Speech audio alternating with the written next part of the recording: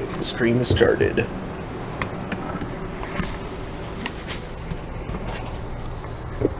Streaming.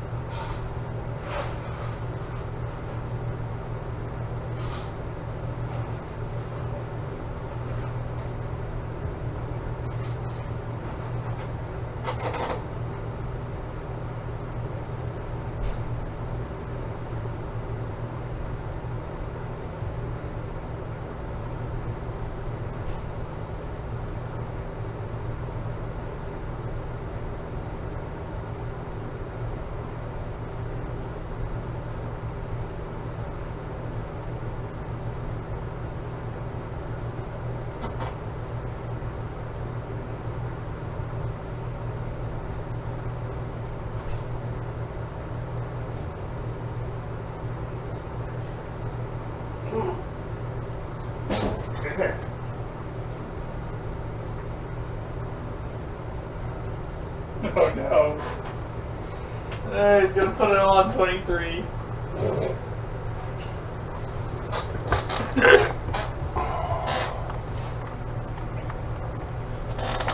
Yeah, let's put it on 23, why not? It's a creature.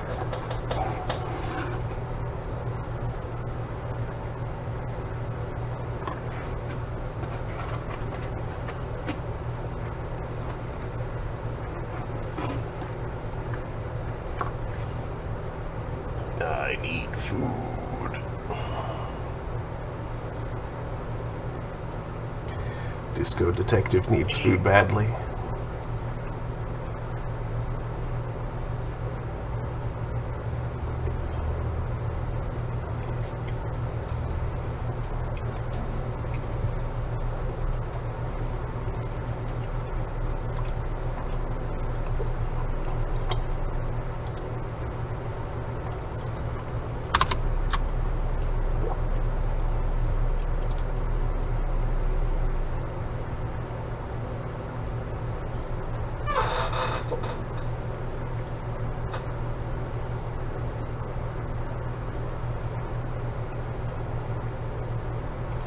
Fortress.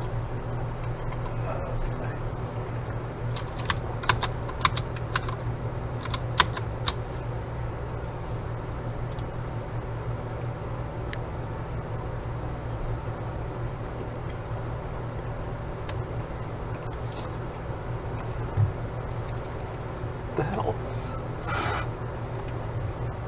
There we go.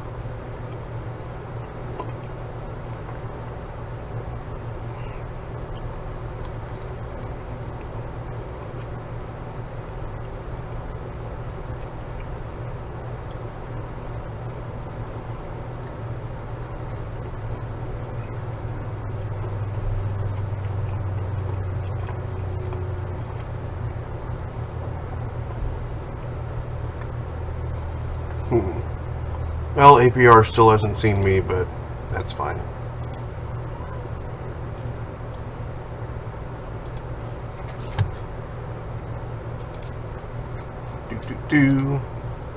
Hello, Internet.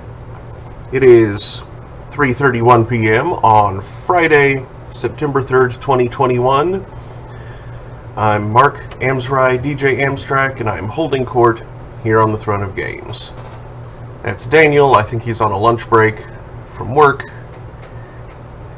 He will not be directly participating today. I'll be wandering off in like 5 minutes. There you have it.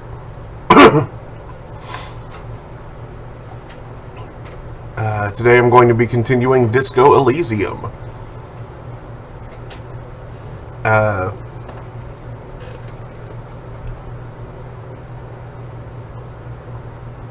As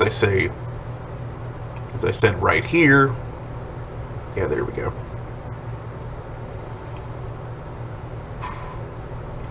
Sleep has been difficult for me lately. Just falling asleep, staying asleep, all that stuff. And,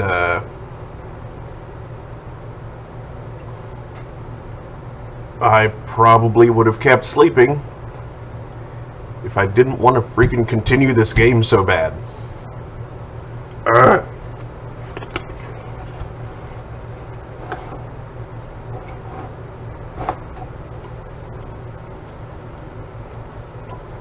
When last we left our detective, he and his partner were trying to track down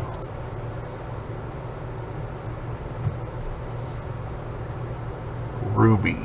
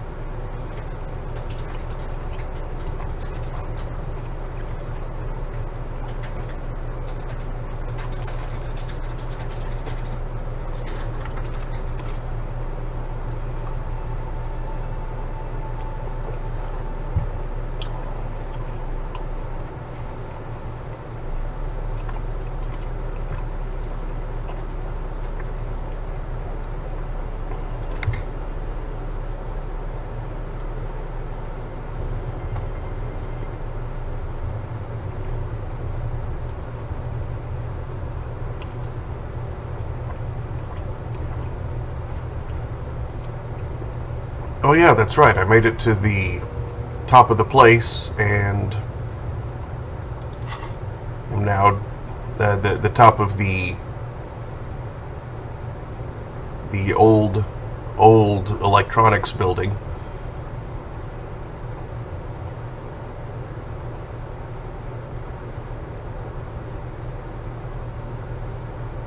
And am now making my way down through it.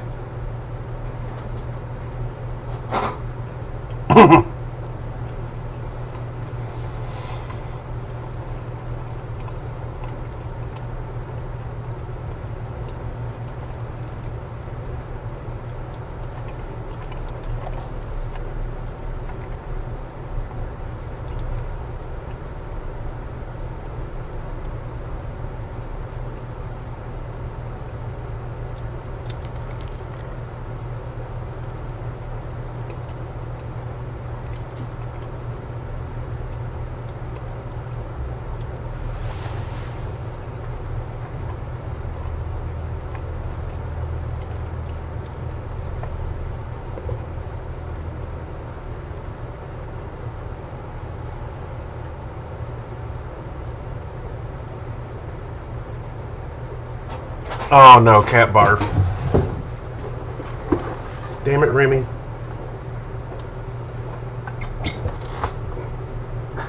Thank you. Good location, Junior. There is our.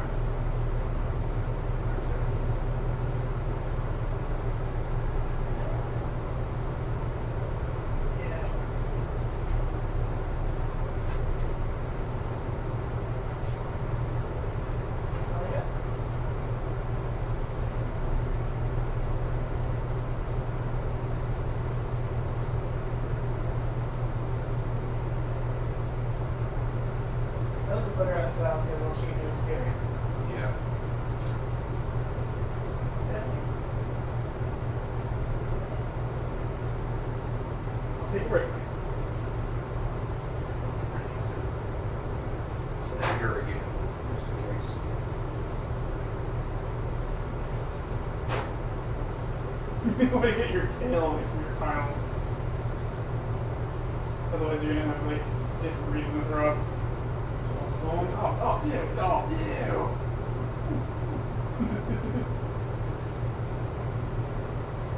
I wouldn't blame her for working it the third time she got it on her tail. Like, oh, it's on me.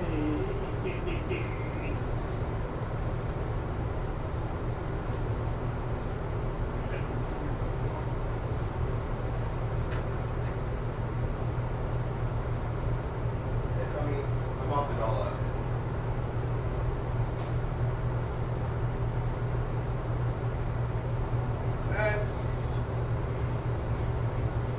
It's inadvisable to pretend there isn't some kind of residue.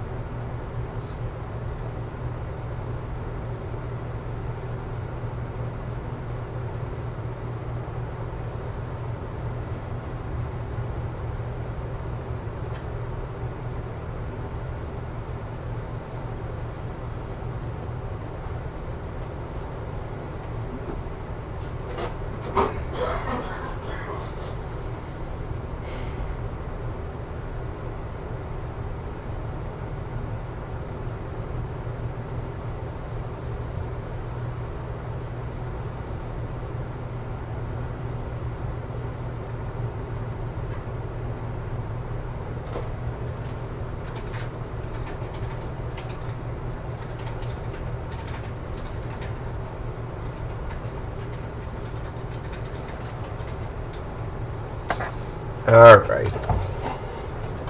Sorry about that. The cat has very poor timing.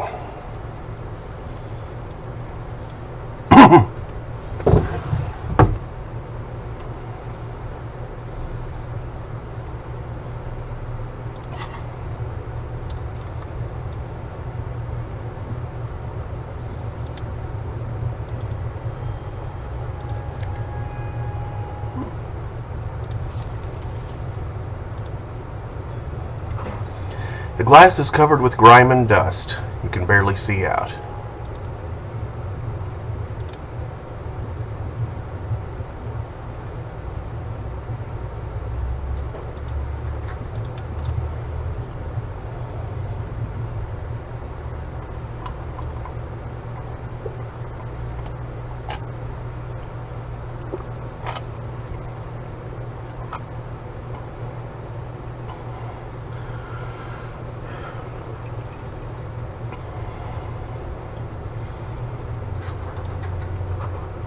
This collapse nearly sealed the basement. One can barely squeeze by. One can barely squeeze by. Antiquated office furniture. Last century, maybe? Brought down and forgotten so long ago.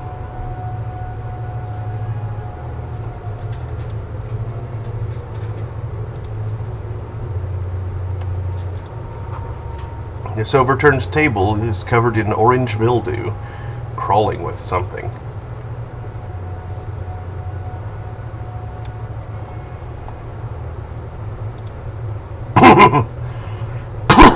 Excuse me. Old file folders in the cart, documents silvery with mold.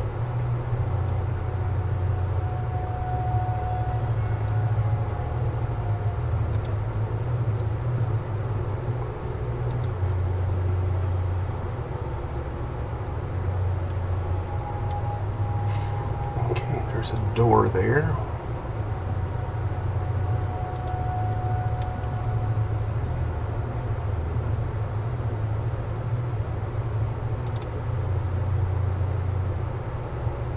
Rats.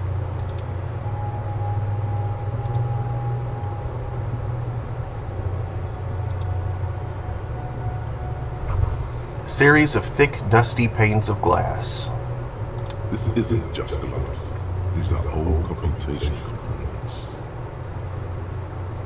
Yes, filament memories from the time when the wires were cast in glass. slides with an inlaid nervous system.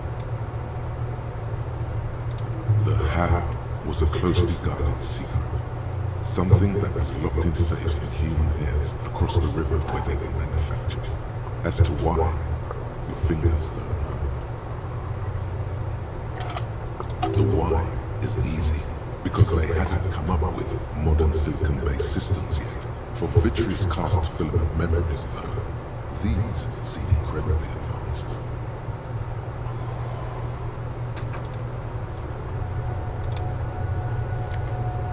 Ooh. Interstellary suit jacket. Those were probably hers.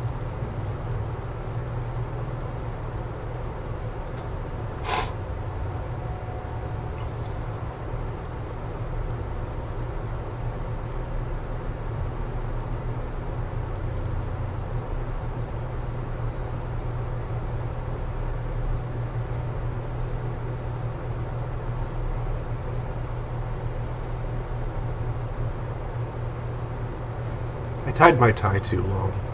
Hold on.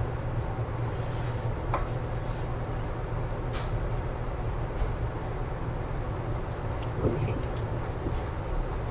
redo this.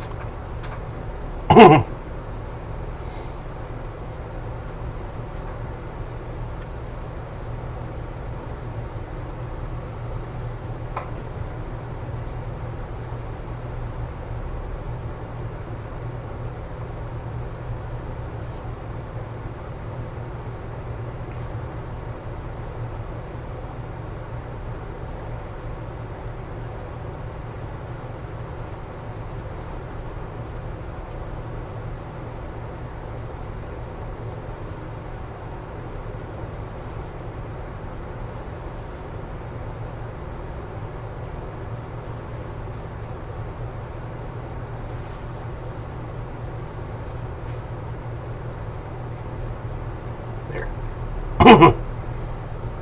That's better. Color.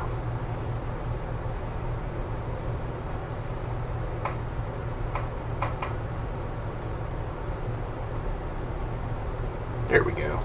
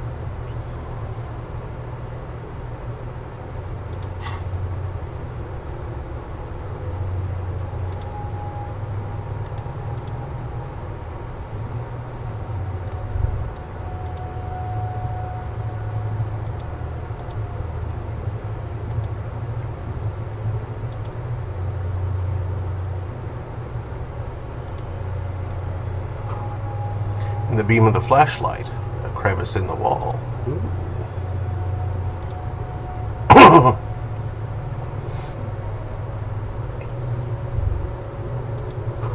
Stale fabric smell and dust. No one slept here in months, maybe years.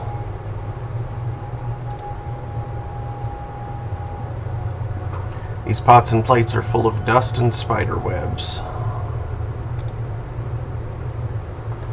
Revolutionary propaganda on the bunk bed. Ancient flyers and brochures.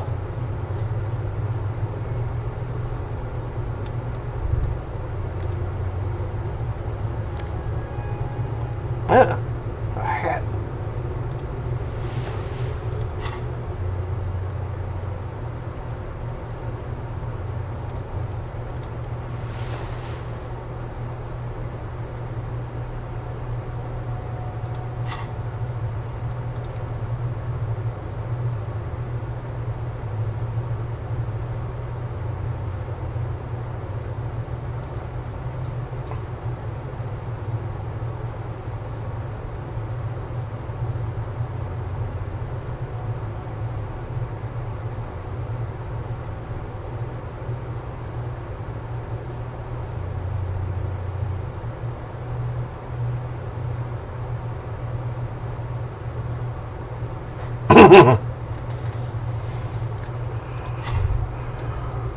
This hat is so soft, so warm. It wraps around your head, and your mind tingles with all manner of socio-economic theory. Kraz Mazov would have worn this Yushenka. Mazov knew where to put those thoughts. That's why there's an Zodian logo. Glory to the revolution, comrade. Whether you like it or not, wearing this hat has made you more communist.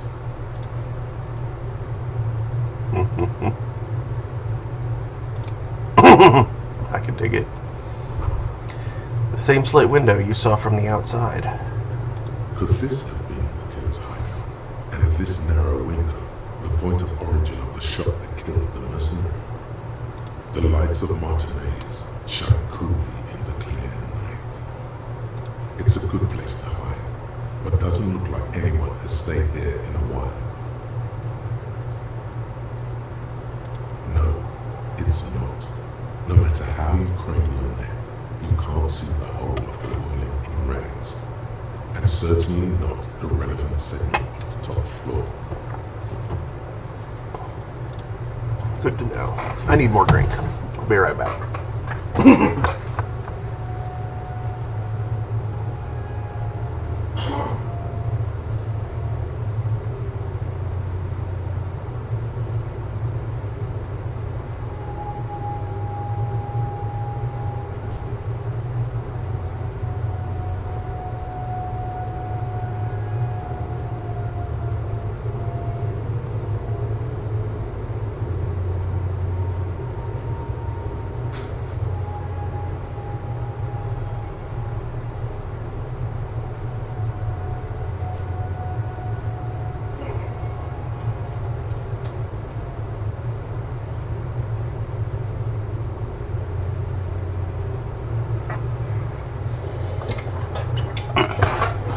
A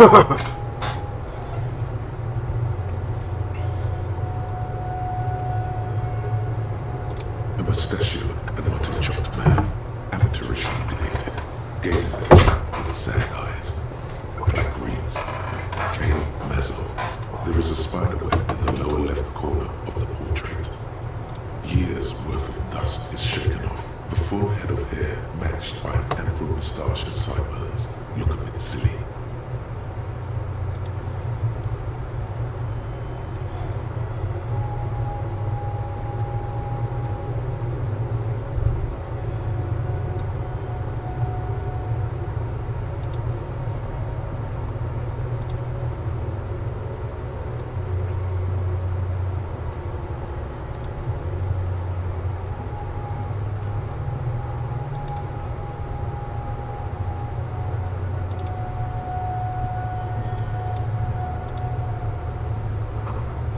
Boot prints in the sand. One of the soles appears more worn than the other. You know what? Quick save first, but before I continue that way, I'm going to...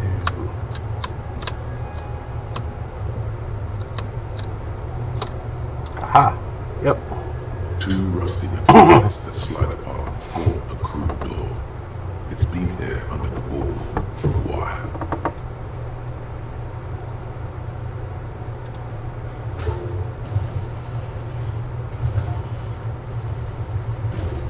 The doors seem to be on rails, but they've gotten jammed. You grab a side and put some strength into prying it open. With the help of your partner, the two metal panels slide open with a creak. I hope no one dangerous heard that. After you climbed up to the roof, you mean? There's a maintenance entrance under the boardwalk. It's next to a drain pipe, possibly a storm drain. It was easy to miss before. He's quite proud of himself. Yes, we have an exit, so let's get going. Time to investigate these passages.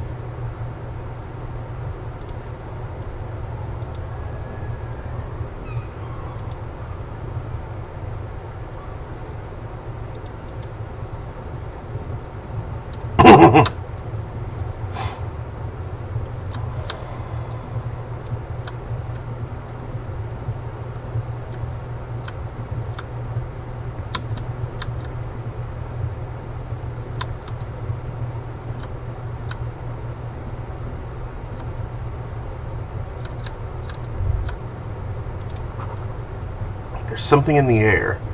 An unnatural buzzing.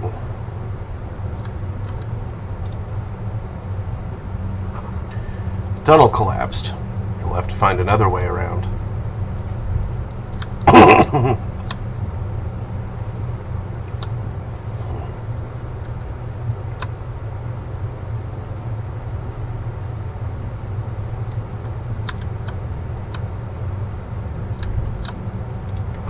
It's getting louder, the buzzing sound.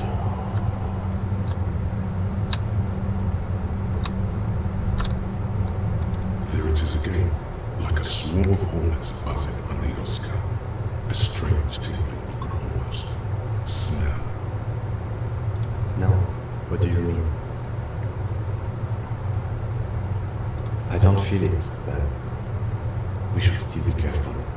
There were footprints back there, and I'm pretty sure they were fresh. Looks like our suspect.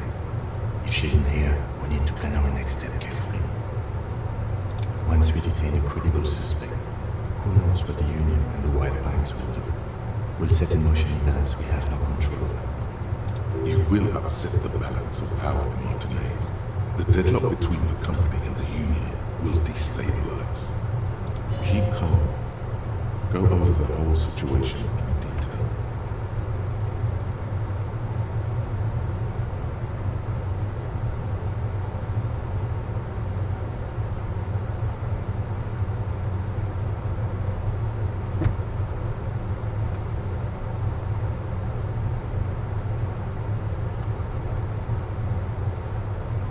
We absolutely cannot skip that appointment. Consider that 100% confirmed. I feel we need your gun for this.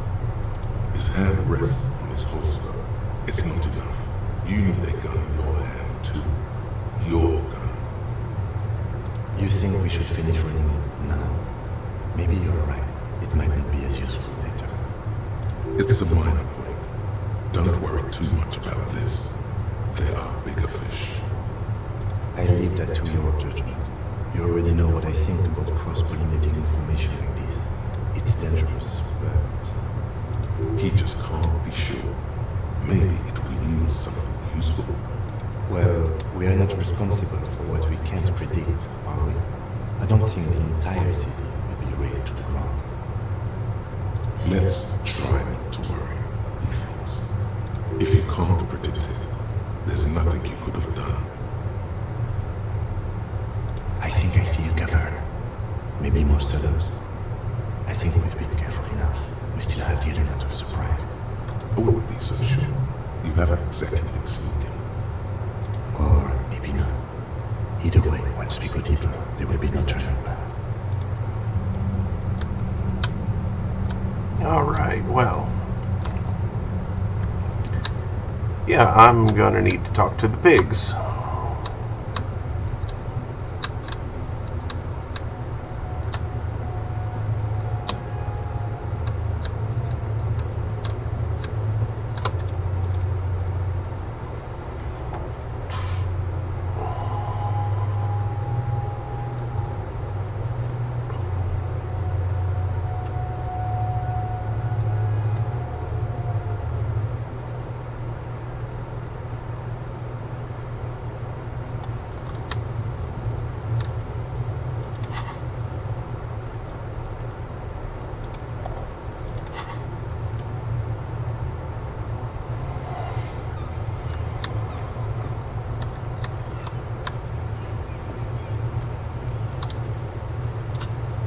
Still have some time.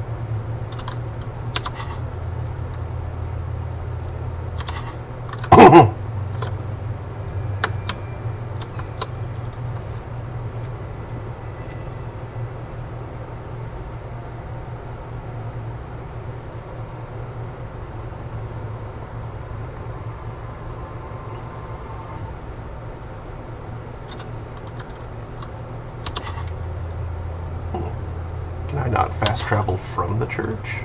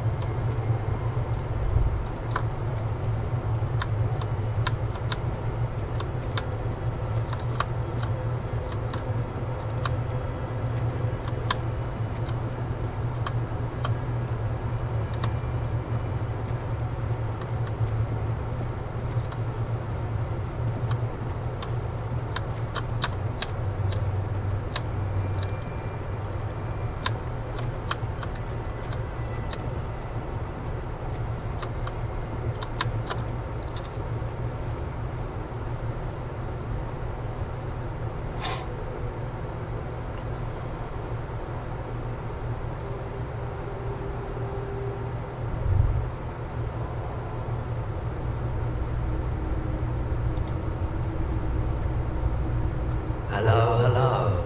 Let me know if I can help you with anything. Sure, let me have a look. I'm not purchasing any more clothing at the moment, and certainly not expensive armor that's liable to bring mercenaries to my doorstep. Another time, perhaps. Well, dang.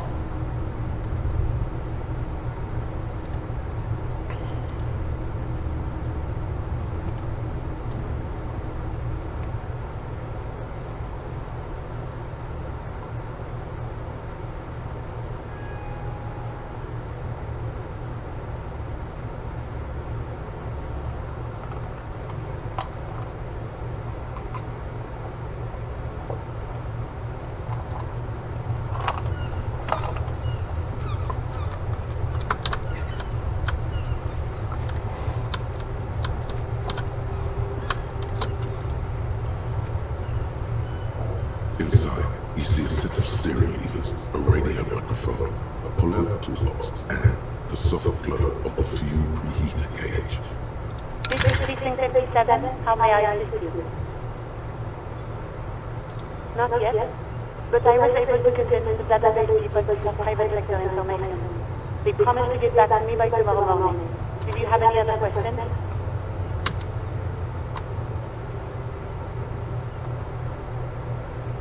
57, over and out. In the cabin, you see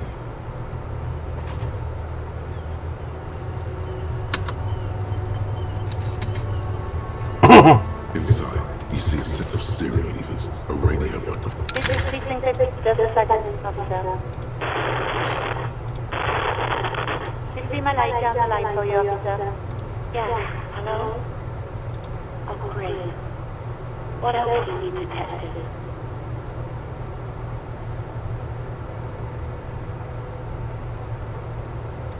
No, not me.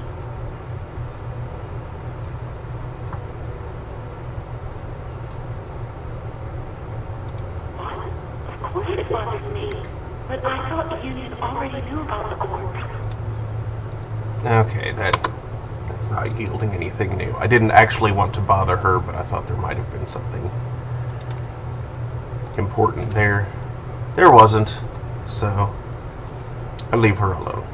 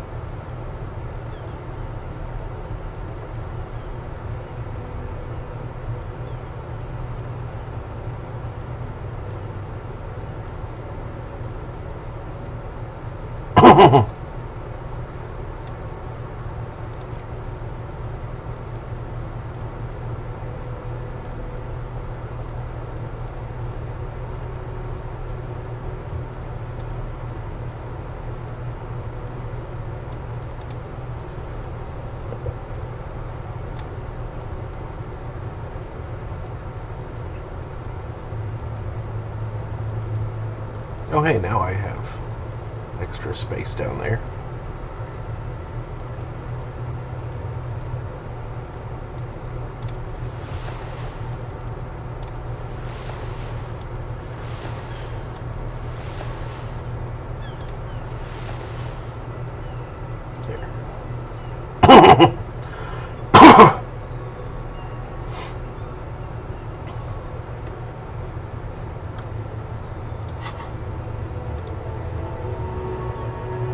Yes.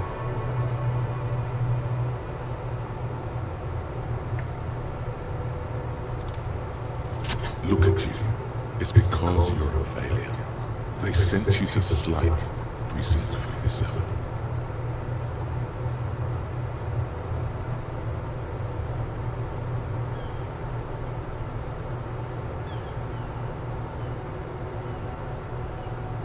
Just think about it for a second. You're a raging alcoholic who showed up 3 days late and argues with his necktie. You weren't sent there to win. I've considered it.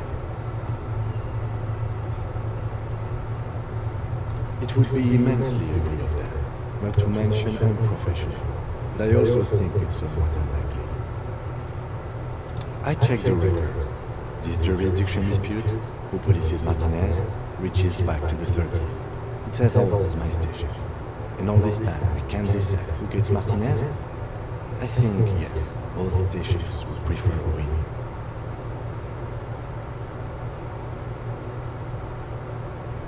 I am the finest of nothing. Safe? No. But you're old. You've made it this far. Something has brought you through. We've only just started working together, so I don't know what it is yet. But it's there. So no, I don't think they sent you as a joke. And even if they did, they are in for a surprise. He's right. There are no anti-theories, just paranoia. You've given it some thought. Now let it go.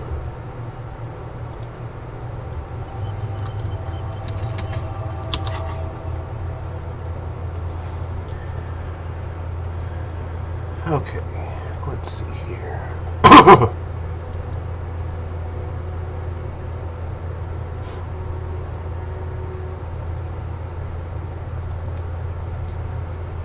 Okay, now that one is...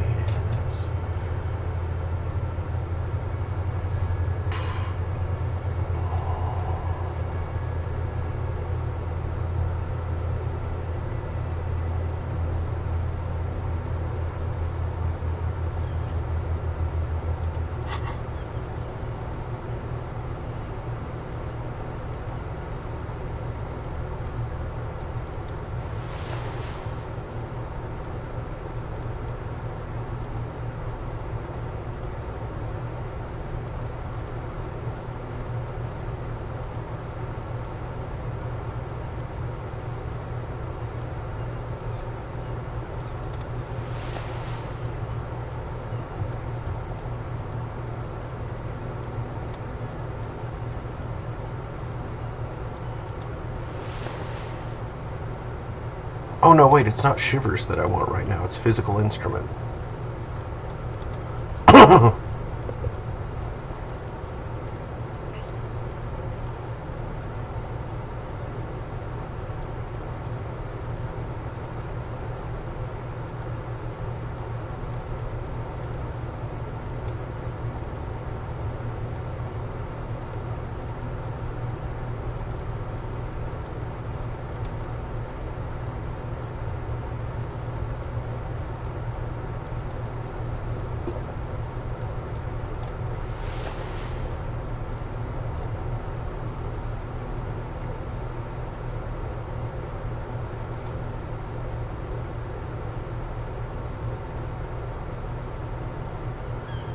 Oh, but right, I still have the thought that's giving me a big penalty to physical instrument. Well, alright.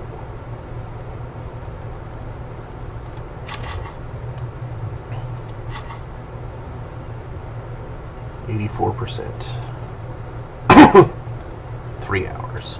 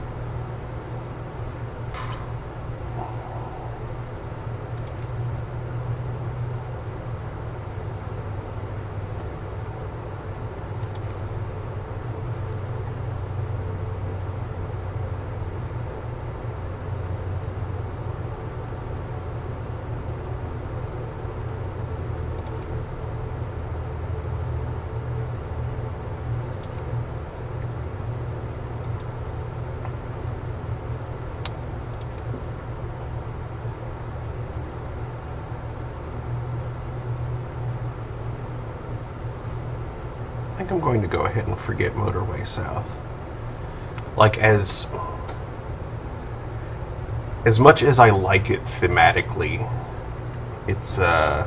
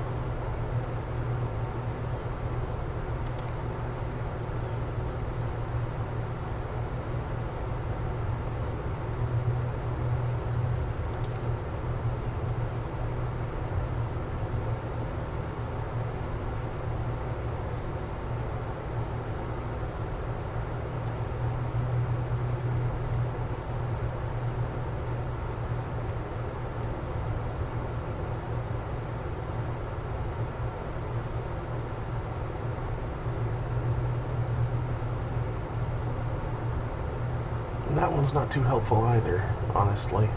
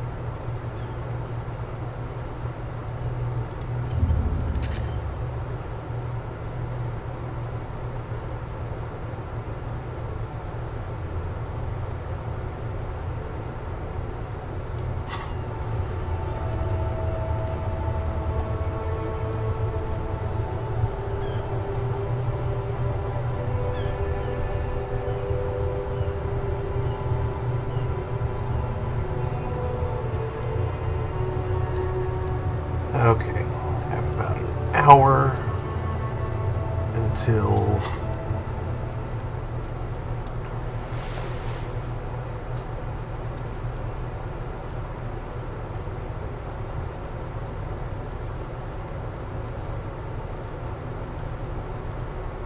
an hour until thing.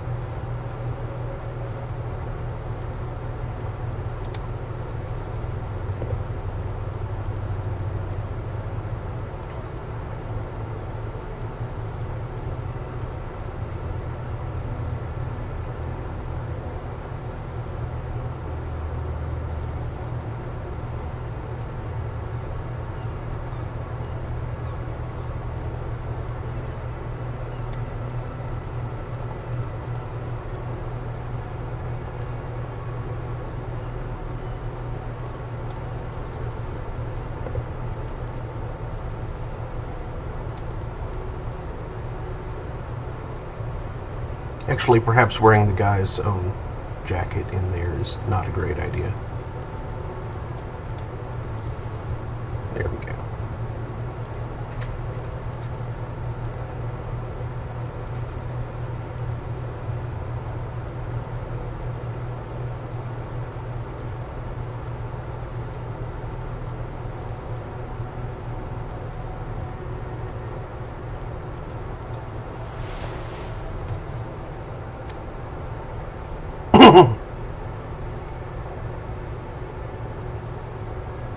Yeah, maybe that'll work.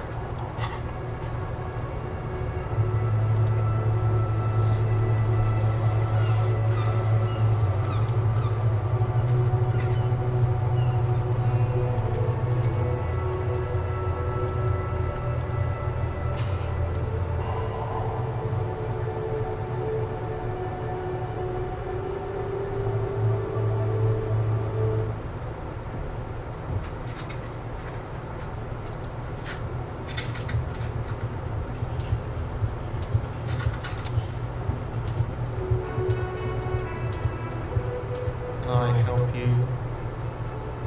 No, you don't. It's not happening. He tries not to look at you.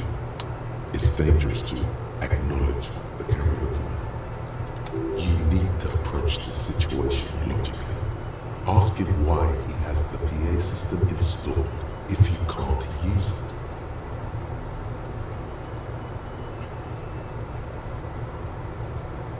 It's for no one. It's a prop. I'm not letting anyone use it after the great karaoke catastrophe of 44. A lot of people got killed because some arsehole wanted to sing karaoke.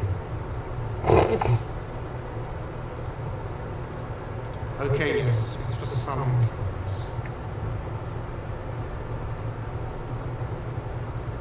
Ha! Well, we don't have any tapes. They all got stolen. The man in the vest and the violet shirt stares at the tape you've just given him. He begins to frown, hard. This is the look of a man who's defeated. He knows he's out of excuses. Fine, fine. Climb on that stage and do your thing. Just get out of my hair. I'll plug it in for you. Damn this karaoke machine. I'm having it uninstalled, he mumbles to himself. Oh yeah, time to do the damage.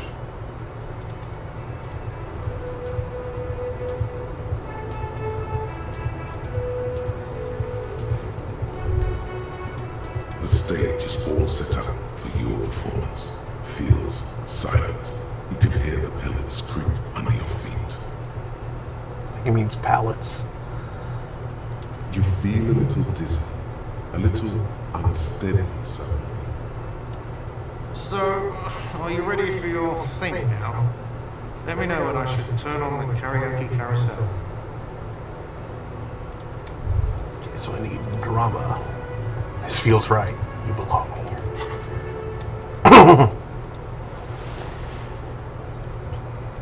Do I have dramatic pants? No.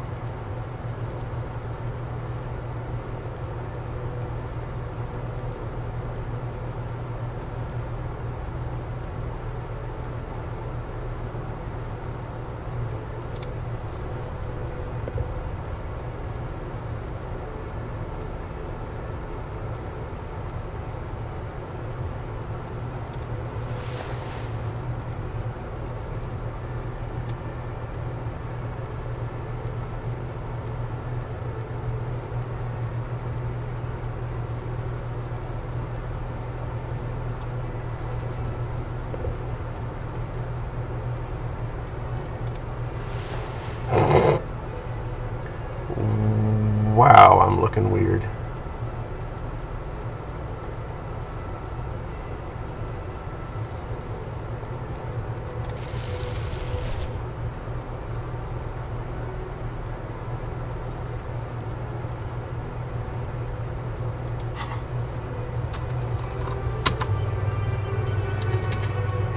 The stage is all you feel a little. So, are you ready for your thing now? Let me know when I should turn on the karaoke carousel. Dress code, insane silk dragon.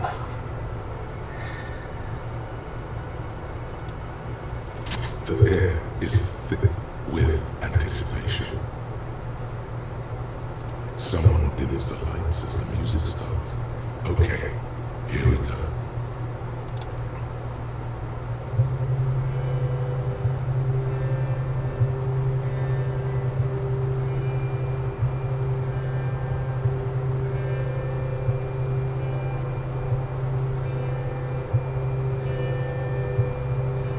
I would often go there to the tiny church there, the smallest church in Sansan. Though it once was larger, how the realm may rest there. Down through the mist there, toward the Seven Sisters, toward those pale cliffs there. I would often stay there, in that tiny yard there. I have been so glad here, looking forward to the past here. But now, you are all alone.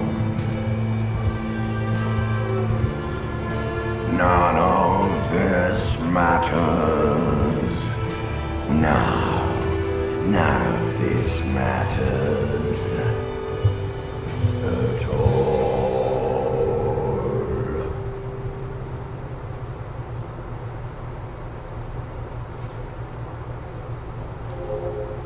Woo.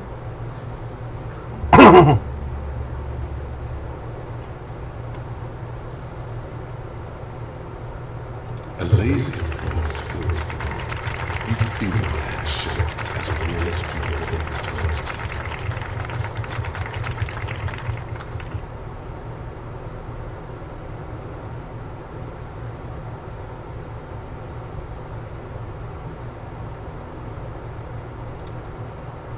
There is silence now in the deep where the voice came from.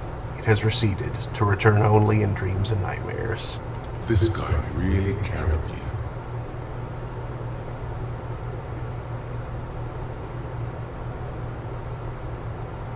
The microphone amplifies your voice in an uncomfortable manner. Someone coughs. Most people have gone back to talking now. Good, good. Are we ready?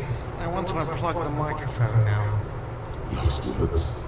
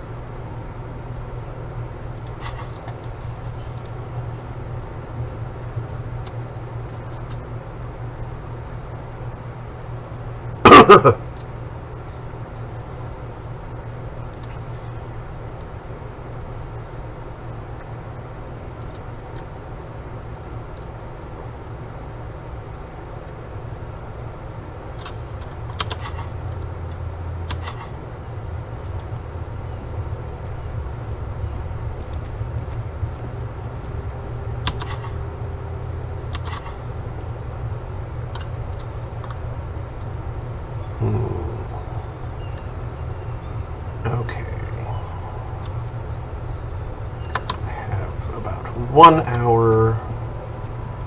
What can I do in 1 hour?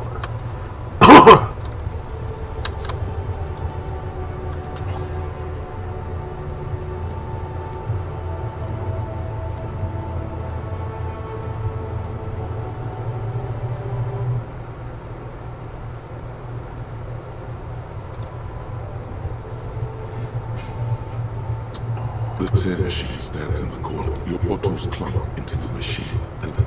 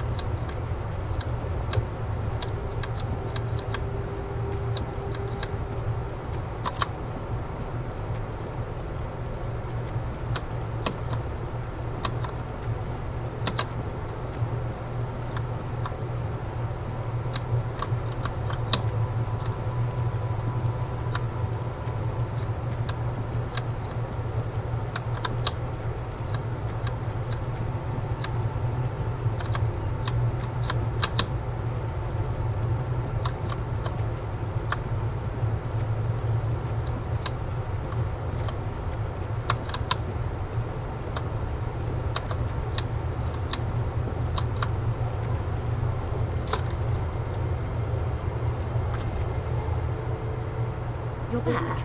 Good. What can I help you with?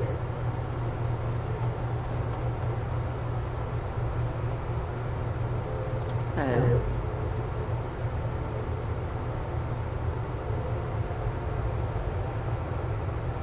A takeover?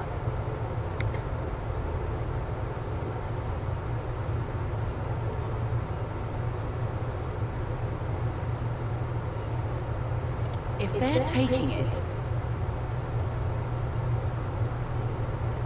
green livery changing into red, blot by blot. Like a cancer of the blood, metastasizing.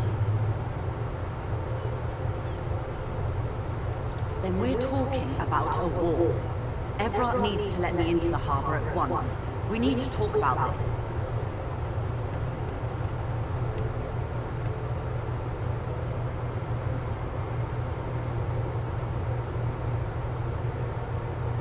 An insane goal. Cronell has 1,000 men on their payroll. The next batch will be a platoon of 20 men and a gunship. The one after that, 100. I've seen the Union's forces. They are better organized than these mercenaries. They also have the support of the people of Irrational Ways. It will take more than Cronell to wipe them out. Wildpines will need to send more and better equipped men. Make no mistake, man. I am sure you have the money. The question is, how many years and how many lives are you willing to sacrifice? What do you suggest I do? I need more drink.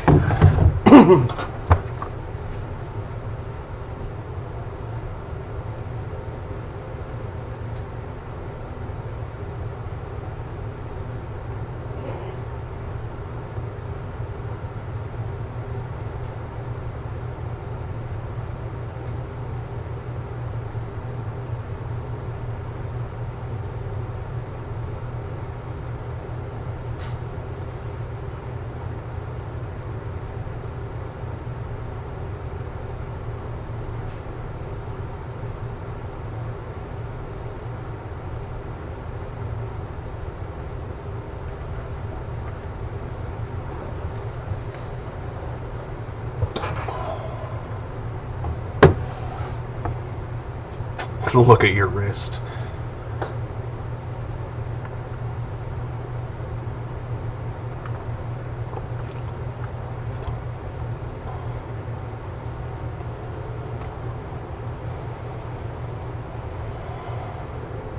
Do you it's within my authority to give it to them. Do you think I can control the board and the shell-shocked mercenaries they've sent? It is. It is well within her authority. It's been clear for some time that this woman is more than she lets on. What will I do? Did I ever tell you how they discovered this Isola? During our reality lowdown? It may be the only break we've ever caught as a species. The last one for 400 years. The nations who colonized this Isola called theirs Muindi, the world. It was all they knew, all they thought would be. That there would be something more was a gamble, akin to another world, or life after death. The Pale was thought to be impregnable, perpetual. Irene la Navigateur, the Queen of Suren, sent 8 expeditions, one after the other, into the mass at the edge of the world. 5 of the crews did not return. 2 did, but had lost their minds. Each of those expeditions would have been led by an admiral. Sounds like a purge. Like she was purging her political rivals. There was no precedent for such an undertaking. People thought she was punishing the admirals, or had gone mad, or both. Until after years of trial and error, and the development of a strict psychological regime imitating the creation process of poetry. Call Volta de Nord, or return from the sea. The 8th expedition returned sane and intact. They told of a new continent of matter. They told the Queen and her counsellor, Dolores Day, that the Pale had begun to condense, day after day, hour after hour, minute after minute, slowly raining down until it formed a vast ocean. The air is cold and scented with petrichor. The phenomenon has never again been encountered. For a time, the crew thought they were experiencing a hallucination. The mass hand proclaimed, "Lancielinde, Lancielinde," the signal to wake up. But they could not. They were sane and conscious, as islands began to appear on the horizon. There are 78,000 uninhabited islands in the Insulindian archipelago, officer. The freckled face of God. You've thought it 1,000,000 times.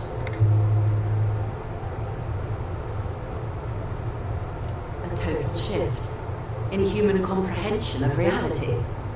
On the second day, a great school shot down above the flagship Elysium. The bird was preserved and brought back, along with pollen. 4 years later, the Queen's counsellor was proclaimed Her Innocence Dolores Day, the elected world spirit. The age of humanism, internationalism, and parliamentary rule followed. We were high.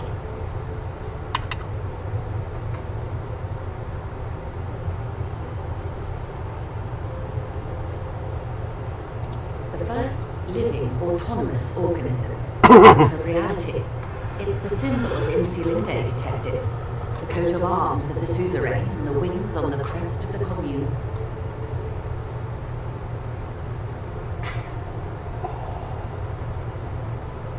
In your defense, it is a nasty creature who plucks food from the throats of lesser birds. Yet much like Revachol, it is also magnificent and rare. Imagine the suzerain of seagulls. There was a sting in your heart at the mention before, when she said so. The nations of Muindi proceeded to discover 5 more Isolae, or they discovered us, all in the rush of the great inter-Islary reconnection. But these others weren't uninhabited.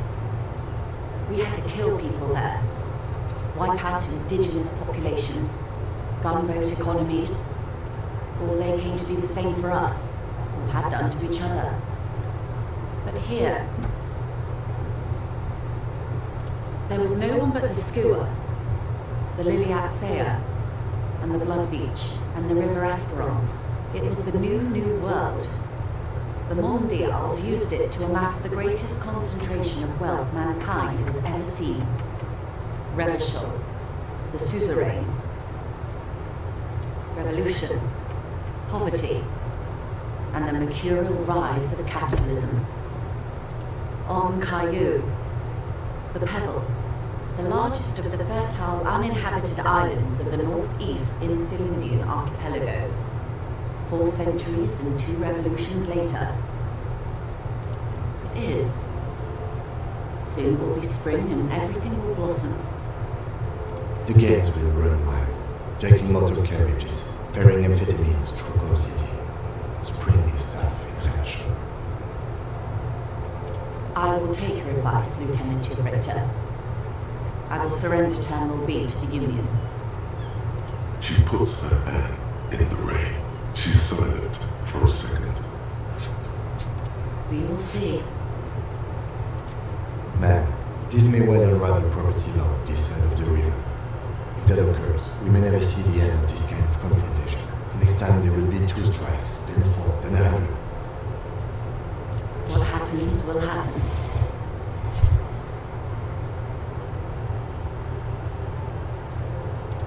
The age of capital has only begun. I will talk to my employees in person. We will amputate and cauterize Martinez. If you handle the situation on the ground.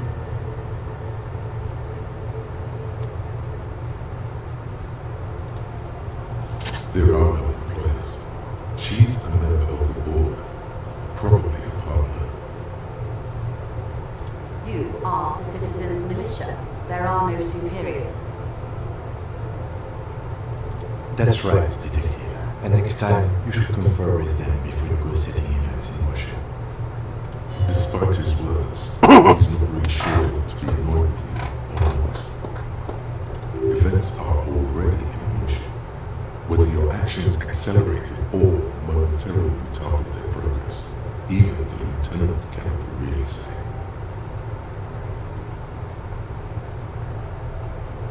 I have not deceived you. I told you exactly who I was. Rejoice Layton.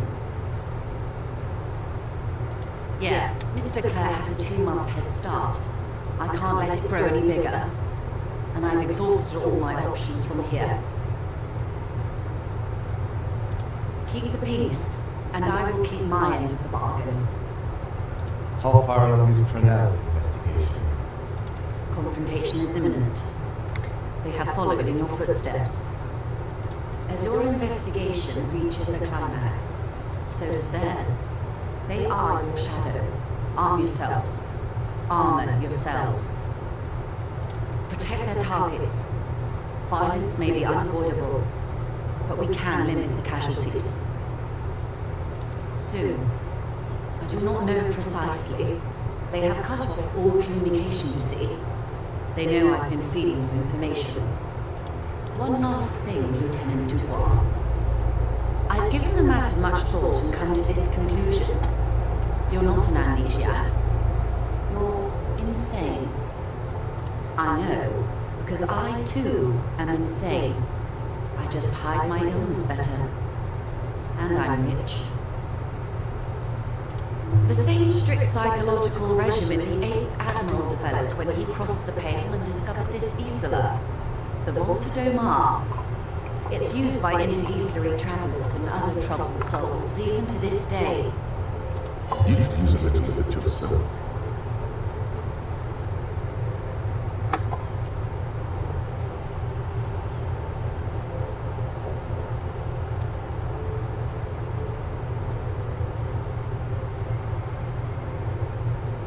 No, Detective. No one as insane as you. Don't worry. I am insane. I'm overexposed, baby. My travels take me through the Pale dozens of times a year. I've got the longing, and I've got it bad. She would die to return to it. The Pale, the past, anything one can return to. Watch out for yourselves. They will strike soon.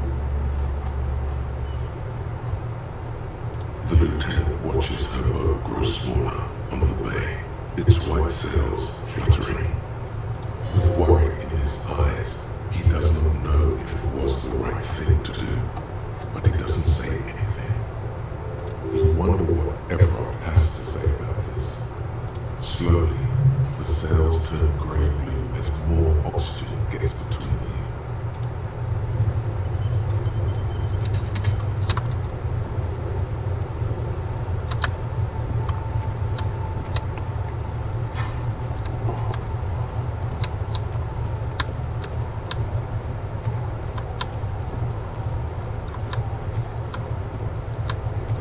Okay, I still have more than half an hour before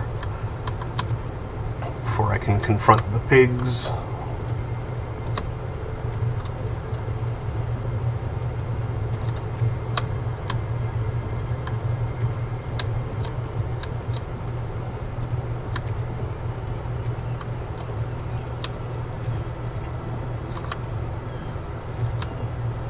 So I may as well go ahead and talk to Evrar.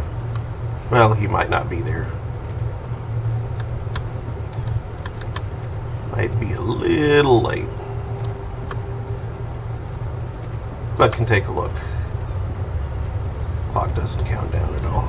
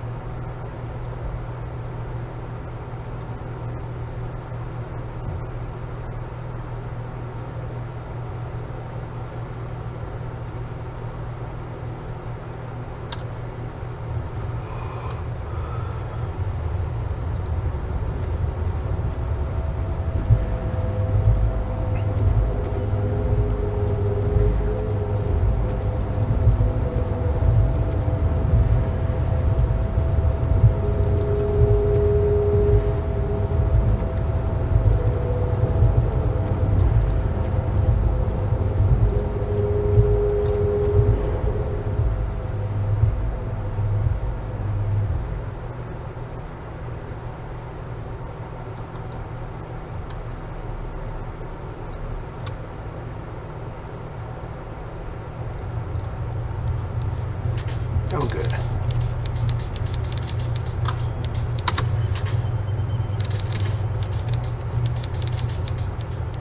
So, the ship has sailed. Did you see it? I know you did. Tell me, what did it look like as it grew smaller and smaller when that mainsail dropped behind the horizon? Did it look like a germ? Did it look like a piece of bacteria? You get a sinking feeling.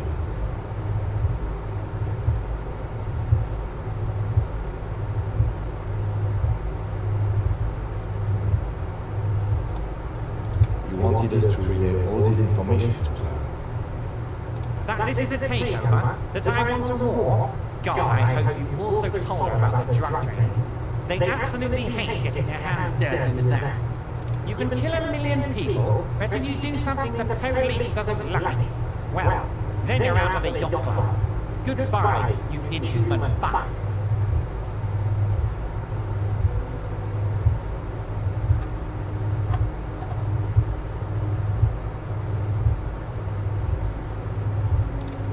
No, Harry. What we have is real. We're working men. This here is real. Harry, I can't see into the future. We are all playing by ear on this planet. I had no idea she'd react so strongly. I did. I knew the negotiations would go better with police officers telling her horror stories from inside the harbour. It's scary this way. Turns out it was a magnificent strategy. I never thought it'd so fundamentally fuck her up. Harry, I bumped her cabin. I bumped her whole boat. I had cameras surveying her boat. Hell, I even wanted to bug that thermal cap, but my boys advised against it. They must have done it while Joyce was busy questioning moment. Not me personally. I had guys recording and processing this information for me. Hell no! They'd fuck it up. They can't do anything right. I need my real boys. My special task force boys. Where are these boys? They sure as hell aren't hanging out in the open with beers in their hands for the cops to question. They're pros, Mr. Kitsuragi.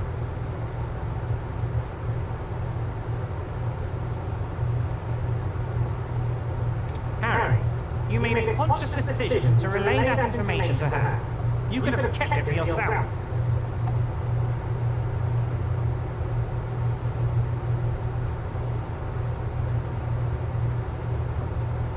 Against you?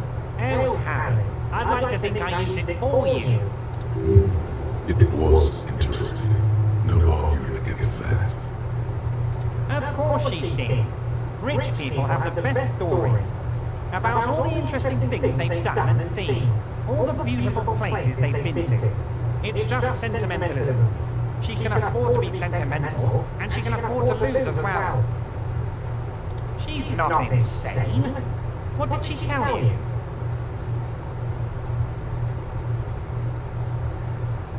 No, she's not. She's a sentimental alcoholic. They all are. Never take a drop and you'll be 8 laps ahead of those upper-class winos. Just like old Mr. Clare. Try it. You'll be a real super detective.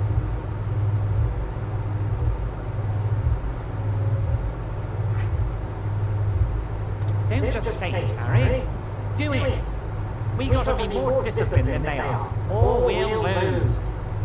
And you've already lost for so long. What was always going to happen? We take the harbour and she fucks off to Elysium, uncorks a bottle of wine, calls her puns, and says they need to distance themselves from this nasty business before the big shit spinner splashes everyone.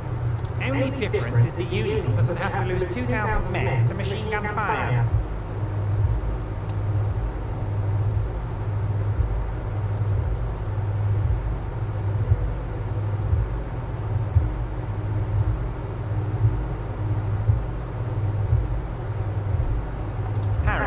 When I need to tell people, I might as well do it myself. That's why I like initiative, and inspiring initiative. It's more natural that way. And safer too. You never know who you can trust. You knew something big, and you wanted to see what happens when you tell someone.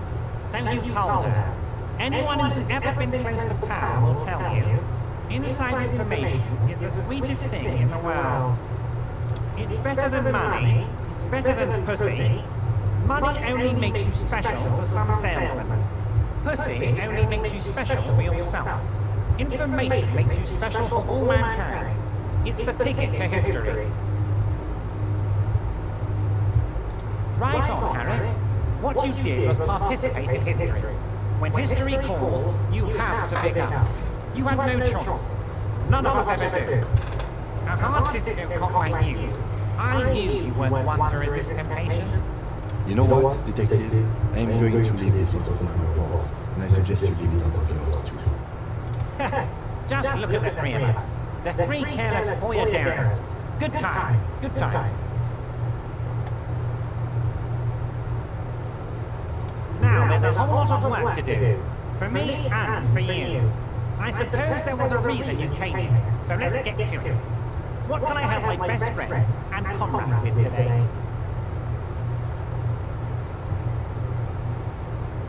Let's hear it, Harry. But of course, Harry. Your precinct is the 41st and you live in Jamrock. You're a Jamrock born. A long way from home, but that's okay. He doesn't really seem to know any more about it.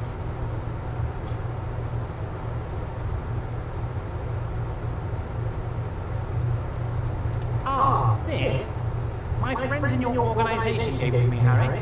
This translates into, haha, you guys are so corrupt. I find that very suspicious. I'm afraid this is meant for Union eyes only, Mr. Kitsuragi.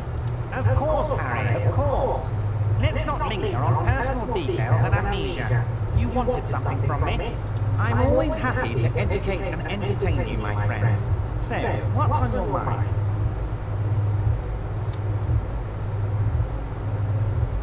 Very nice, Harry. Is there anything else? Most certainly, Harry. Nothing brightens my day like brainstorming these things with you. So they shot him. He was shot in the head before he was hanged. How? I don't know what to say, Lieutenant. They told me they hanged him. A hanged man is what I saw when I took a look into that yard. It's impossible to say if he's telling the truth, sire. What I do know is, the case is in safe hands. If anyone can get to the bottom of this shot and hanged man, it's my two little policemen. Godspeed, policeman. By all means, Harry, what's on your mind?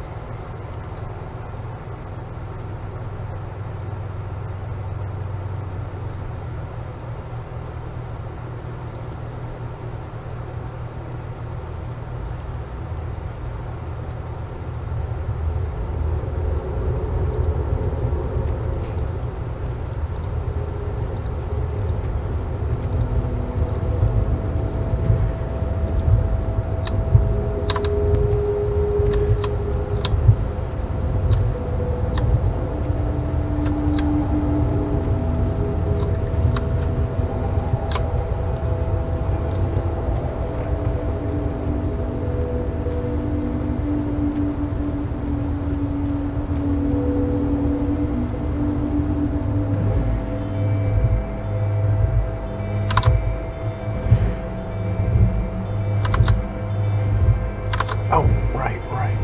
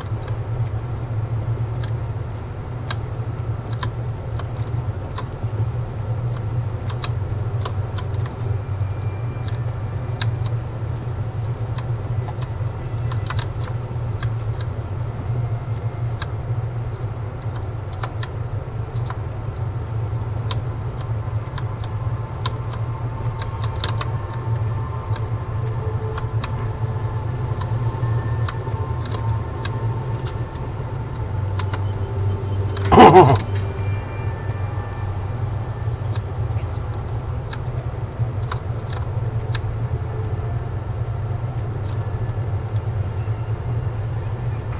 some tea, an empty cigarette package, and a crumpled Barbara in the trash bin.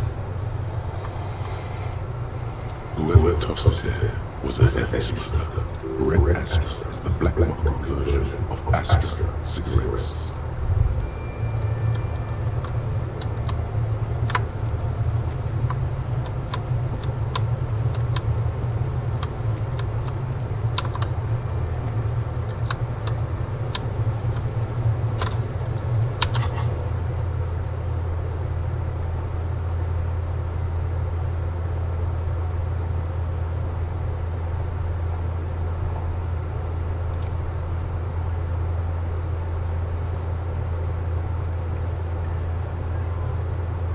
Old Fish Market. Yeah, that's up here.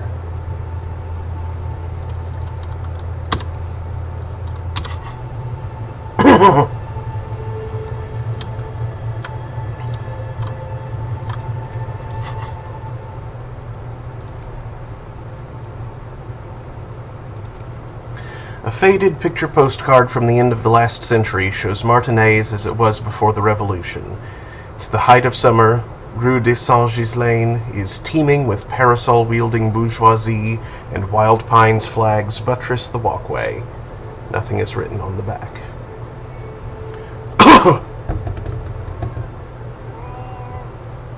Meow. Meow. Hey, Mimi. Come on. There's a sweet girl.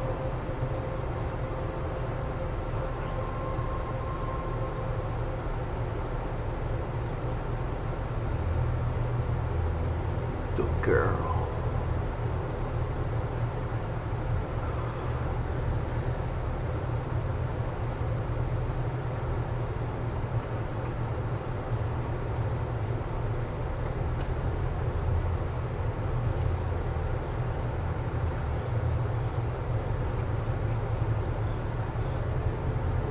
Sweet Remy.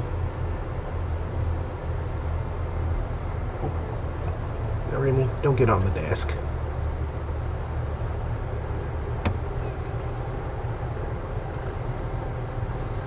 Remy. Remy, please. Stop.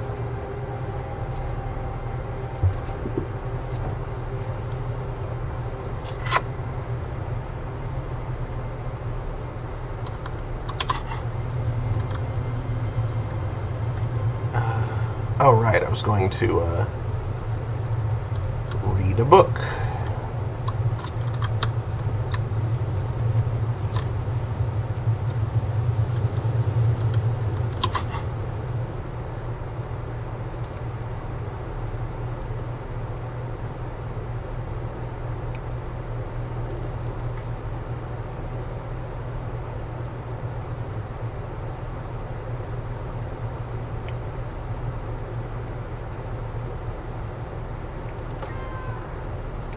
Meow.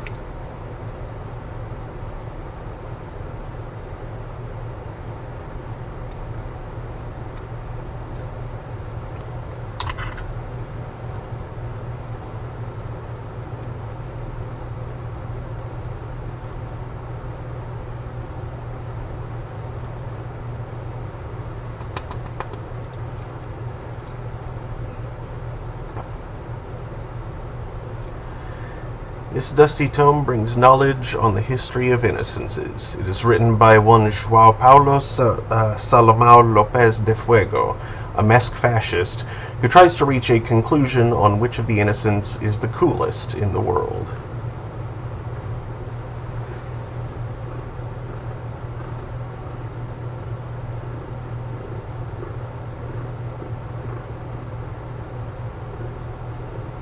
Creamy.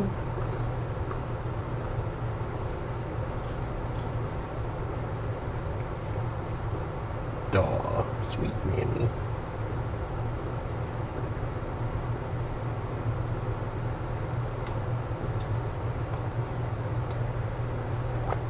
The Greatest Innocence by Joao Paulo Salomão Lopes de Fuego. The book is large and heavy. Browsing through the various chapters, you try your best to understand the ceaseless overflow, the sprawl of names, dates, places, events historical. Most of it ends up as a twisted mass of facts inside your brain. Your educational survey is done. Did you catch any of that? No. Oh well, it's pop quiz time. Let's see what you've learned. This might take a few minutes.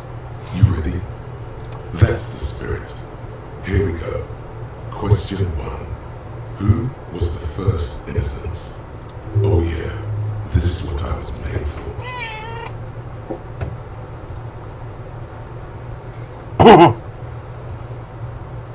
A pop quiz is a short examination designed to test your knowledge without any prior warning or announcement.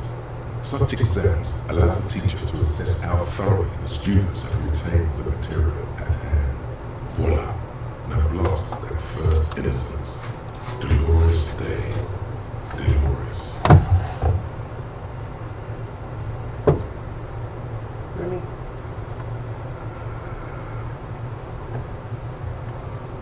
Was she the first innocence? Was she the only innocence?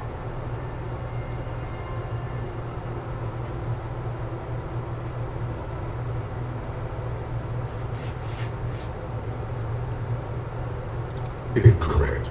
Dolores Day was the innocence of humanism, internationalism, and the welfare state. She codified parliamentary democracy and created Remy. institutions. Among these, the moral indicator. She was powerful and beautiful on all her icons. Remy.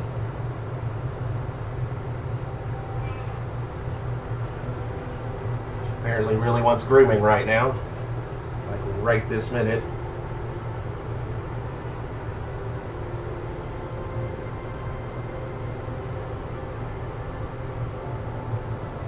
So I will interrupt my stream for you, Remy. And brush, brush, brush.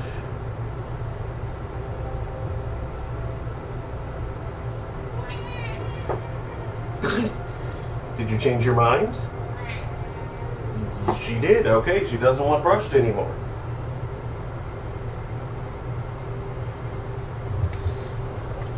She's a weird cat. Her colors are silver, white, and apricot. And when you think her name, Dolores, stomach acid rises to the back of your throat, and it hurts. You see a flesh silver, a wreath, an airport bag, and a blonde hair. You don't know why. Another choice, perhaps? Steer clear of this one. There's something terrible about this one. A strange sensation of loss. When she left the earth, Remy. the dust, and the ice, and the humans. That is unimportant to this. Stop thinking about this.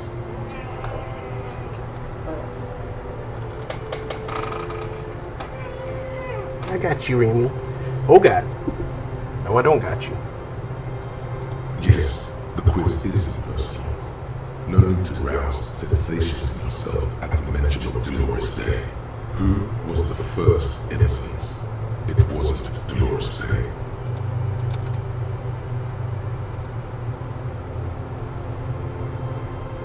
Correct. Nothing much is known about him.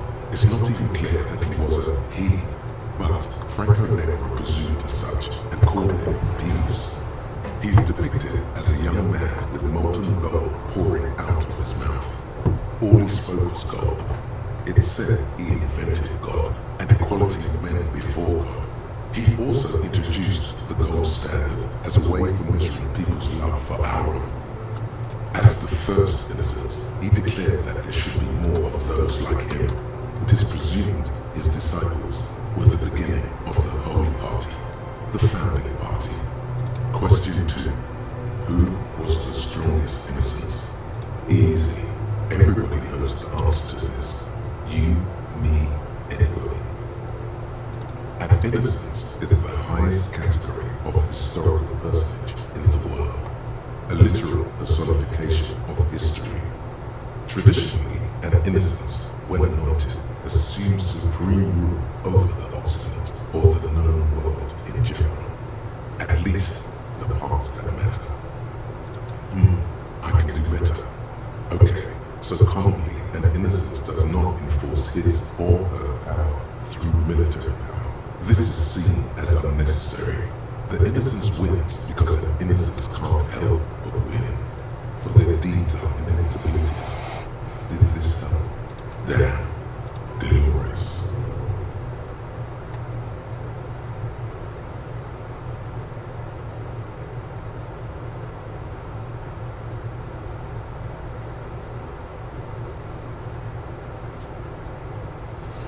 Incorrect again. While she originated many modern institutions, launched several successful expeditions, and was even critical of the incentive system itself, and somehow keeps popping up in your mind, she is not often considered the strongest. How do I exit this?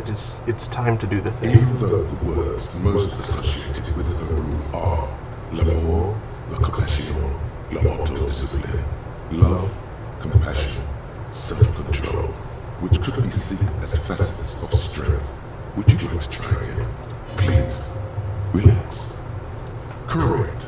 Named the innocence of militarism, he codified hereditary rule, but at the same time ended serfdom and established the inter-Isla area as the global reserve currency. He also established the concept of the nation. Franco Negro attempted to solve the rising tensions between the aristocracy and bourgeoisie by building a unified society in which every man has a place and a mission, but at the same time may rise to nobility provided on the strength of his virtue. Question 3. Who was the force? Innocence. Got it under control. No problem. Solid on this one. It's widespread historical information. Yes, there exists a group called the Founding Party, known as the Holy Party, during the time of the American Elysium. This, the world's oldest international organization, spends its time in search of either the re-emergence of the innocents or new members. There seems to be a mix-up with the sources. It's not my fault. Remy.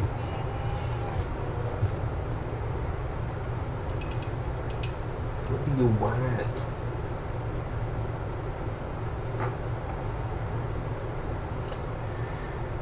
Okay, I think she wants brushed again. At least it clearly was a glorious day. She wouldn't be false. She's beautiful. Incorrect. Stepan the Despicable, regent of Kedra, was a ruler who conquered the known world during the Kedriatic conquest. Instead of the despotic brushed again. Would you try again? What is it, Remy?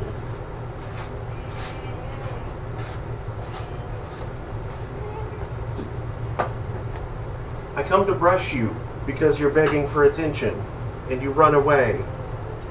What do you want?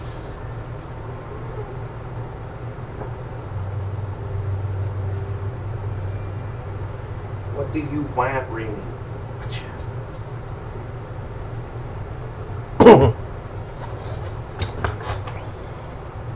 Correct. There have been a number of counter or false innocences. Some assumed to have innocent qualities. Some who just thought so themselves. Occasionally, they have the support of a faction inside an ecclesiastic organization, and accusations of foul play have arisen.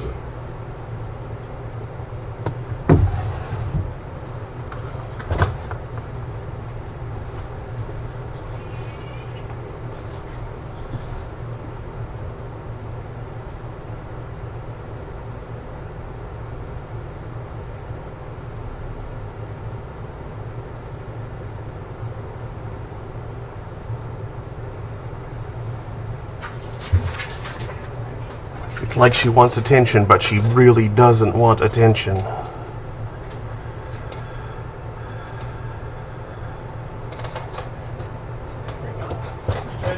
problem, then she just chase you right down. If I chase you down, I can like follow close behind you the entire time.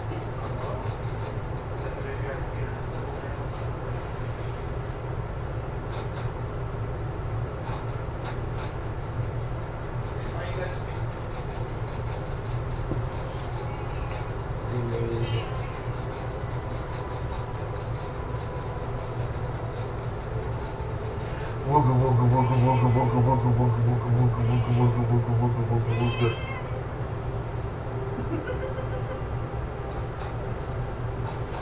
Yeah, it's checking me your kitty overload.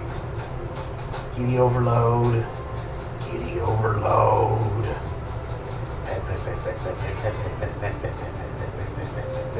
Maybe that takes 360 cat spin.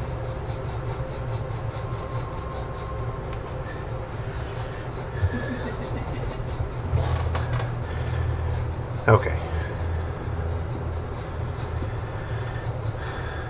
The most famous and important of these was Eleanor Hasselbeck.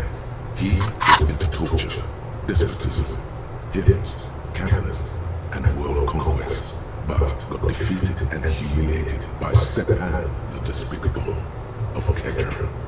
Final stretch. You've come so far and learned so much. This is the most important one. Question 4. Who was the greatest innocence? The most important of them all. The most precious to humankind. I've got it, honest. Of course, this is my thing. The reason I exist in this world. The correct answer is Franco Negro.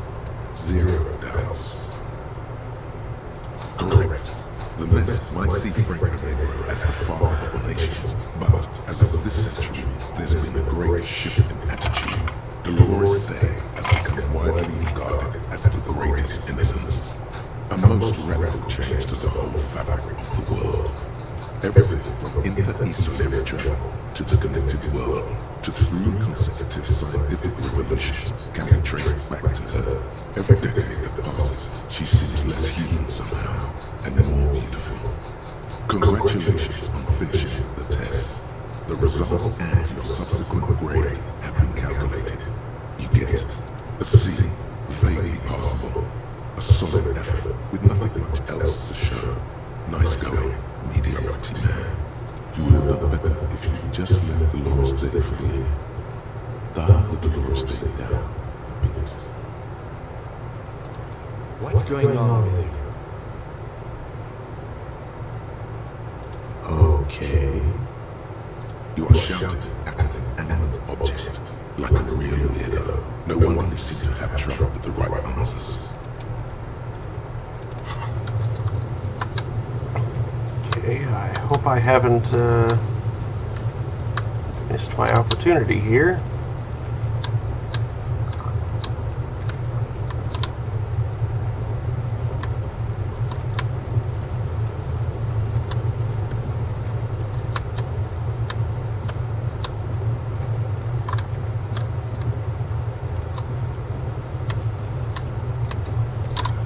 Isn't this the fish market?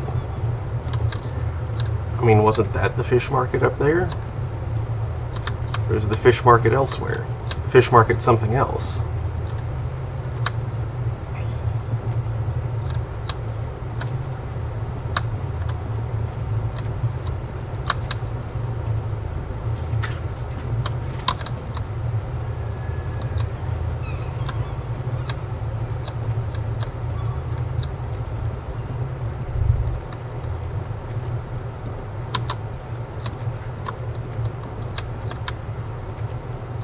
Is this actually the fish market?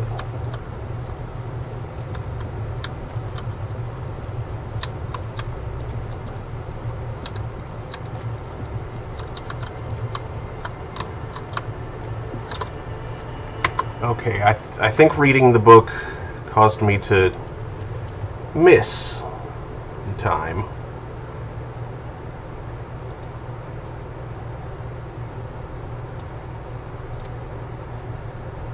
So reload that.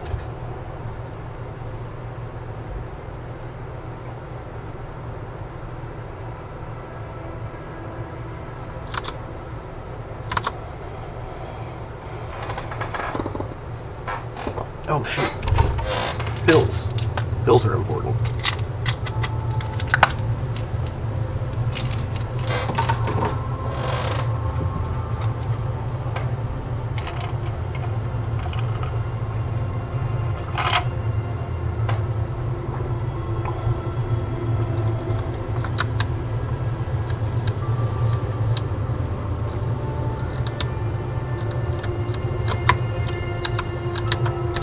The heck just happened? The game froze. Hooray.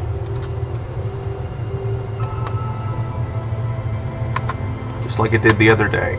And I can't even get to the menu or anything.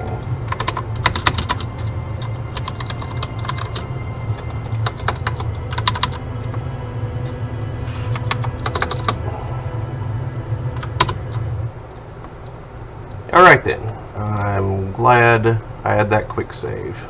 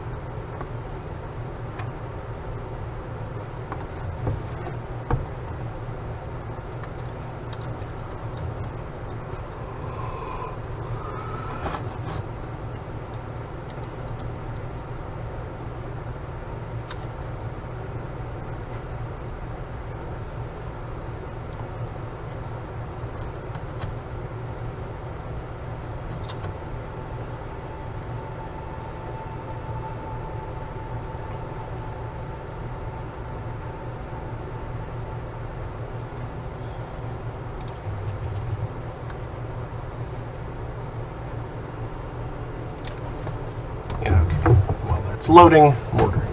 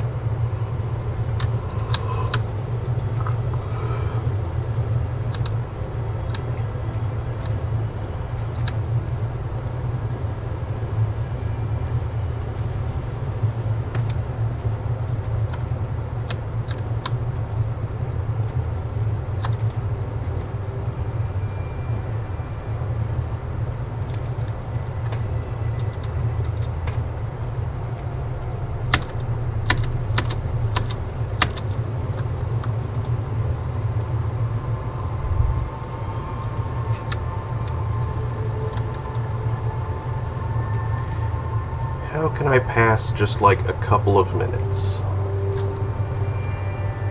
Yes. What do you want to know? Good. What about me? No. Your brain sends the signal to your lips, but they refuse the order. Something is paralyzing them. You're pretty sure it has something to do with the lieutenant's eyebrow. The eyebrow is exercising psionic control over you. Something the matter, detective?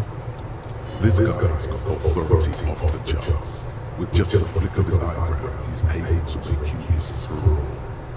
Nothing. You better hope he doesn't abuse his authority. There's a lot of it. If the lieutenant were an evil man, who knows what sort of havoc he could wreak. Fortunately, he's a committed officer of the RCA. He'll only use his powers for the good of the investigation. The lieutenant relaxes his eyebrow, and you seem to regain control of yourself.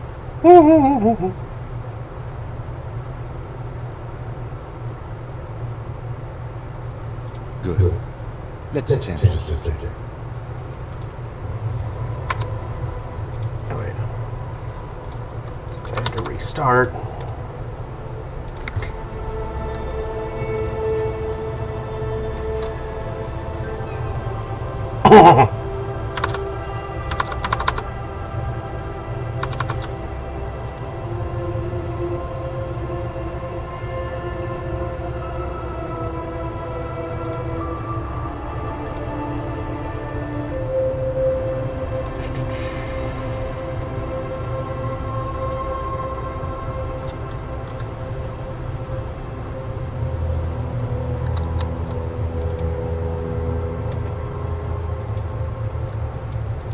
Where is the pigs?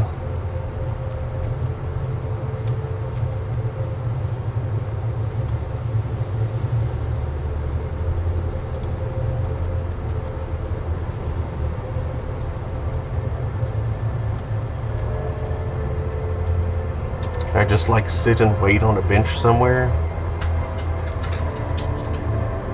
Yes? No response. He just arches his brow. He's having trouble processing it, believing it is.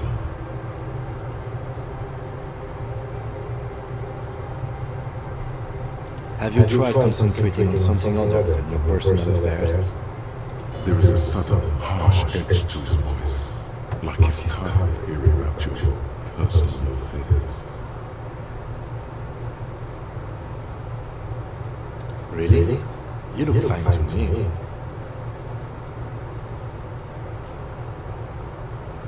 This psychodrama is unbecoming of an officer. Clearly, he prefers to think you're malingering. He cannot fathom that anyone could drink so much as to retroactively erase their entire life.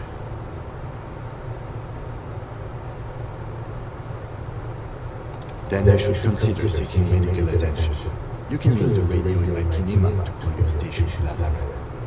Was there anything else you wanted?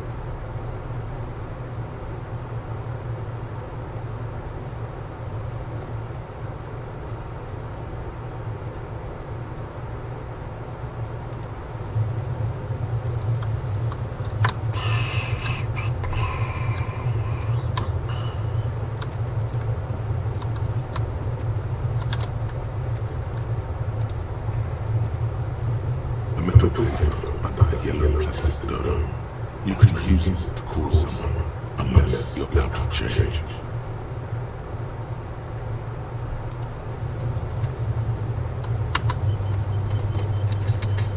Let's see what I can do. Payphone. You hear the tone. The machine is inoperable.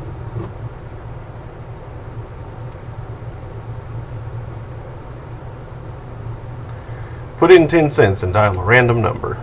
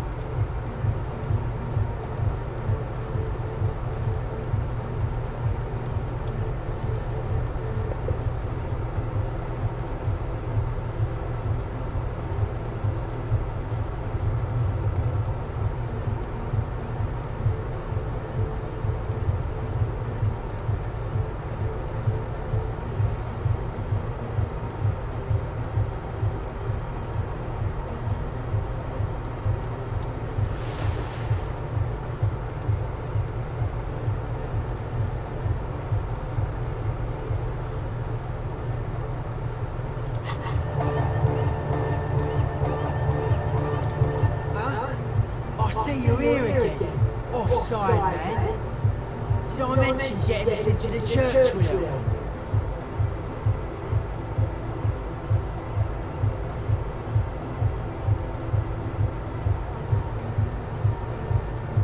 Weird stuff. Wires going in the water. Gives off a spy sign. Also, The People's Republic of Samara is a product of Revachel's sister revolution of the Gra Isola. It's known as a severely degenerated rogue state. most of it doesn't exist. But there's also stuff that isn't allowed to exist. Because the moralists think it's too dangerous for the plebs. Psionic powers, pale-related diseases, pretenders pretending to be human, folk rights, that kind of stuff. The hardcore aesthetic is esoteric. It's not meant to be discussed with the law at this moment. It's not easy to reach a harmonic resonance of science without some adjustment. Hi again. So, how are things going?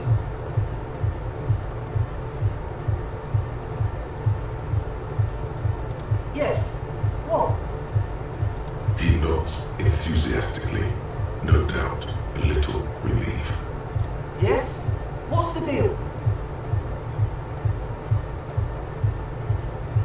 Alright, do what you gotta do, man. We trust you. If you need any help, let us know. Goodbye, officer.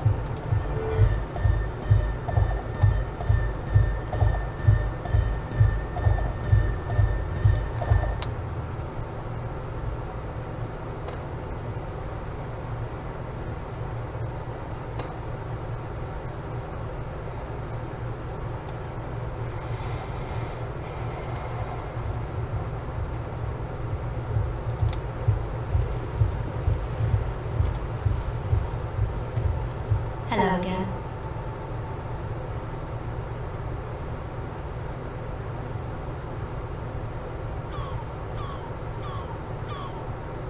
It's supposed to become like a club for melodic dance music, like that new style of synthesizer stuff they play at the Elysium. Except that, yeah.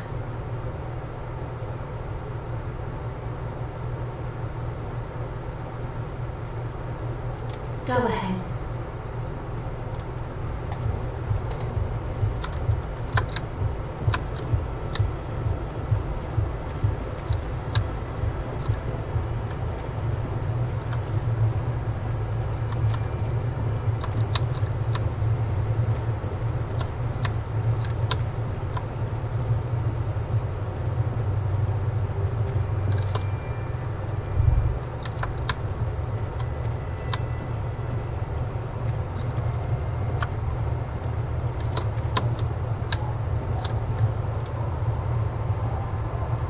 Our tenant, the policeman.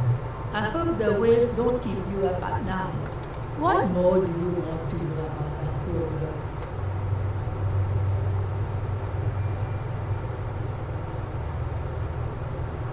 Yes, let's hear those other questions.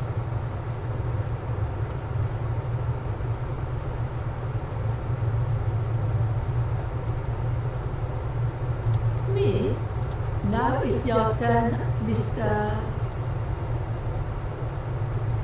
What the hell have you got there? So many titles. One of them double.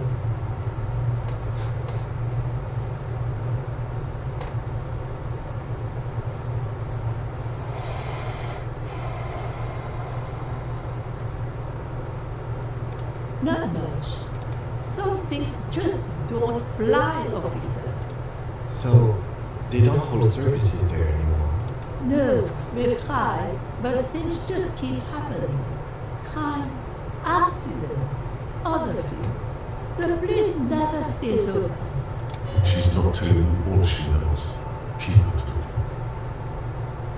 Well, there's that music from across the sea. It started a few days ago, and now it's blasting even through the night. And now, Suspicious looking people are sneaking around the church. I don't like that. Those would be the dance music enthusiasts in their tent. She nods, rinsing another piece of cloth. Just us. This is pretty much a known place. The place is so pornographically poor, it's not even funny. The lack of wealth is the one thing we've got in abundance. Rigorous. Fits with the general ambiance here. Aye.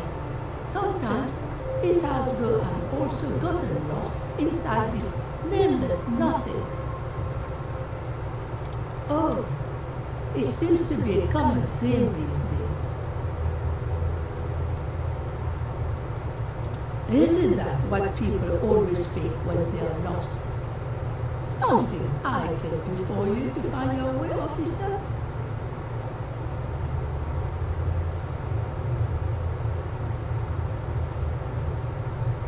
Well, there's Lillian and her kids.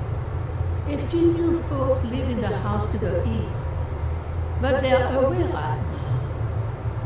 And then there's the drums. Not a pretty sight, but there's little we can do about it. Home is home, even for them. Lillian is tough. Tougher than the men here at least. If it wasn't for her and the kids, this place wouldn't have a spark of life left.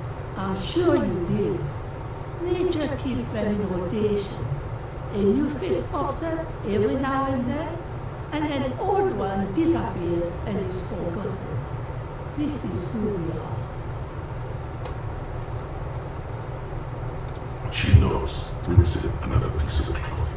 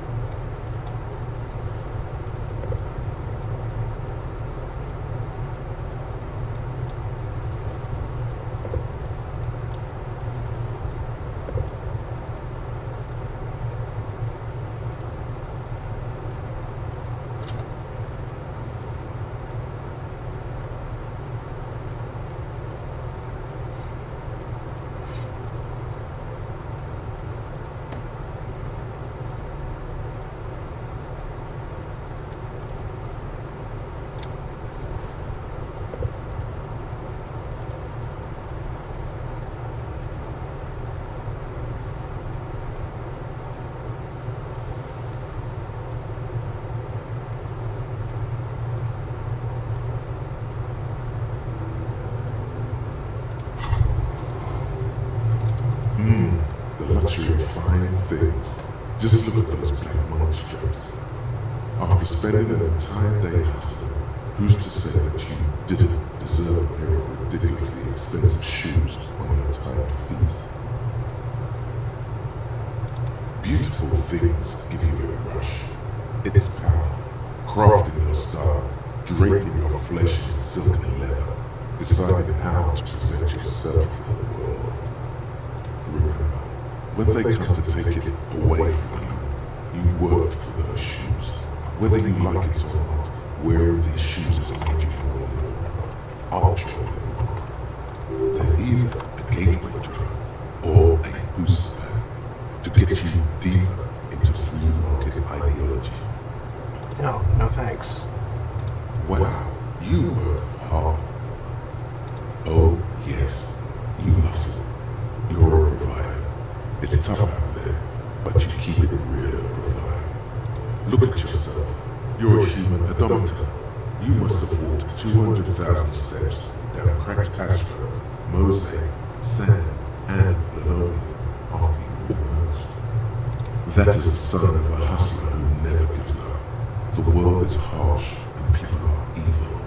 You didn't make it that way, and you won't let it break you. You ride. That's just what it's like, life and death. But you got gills innocents are there?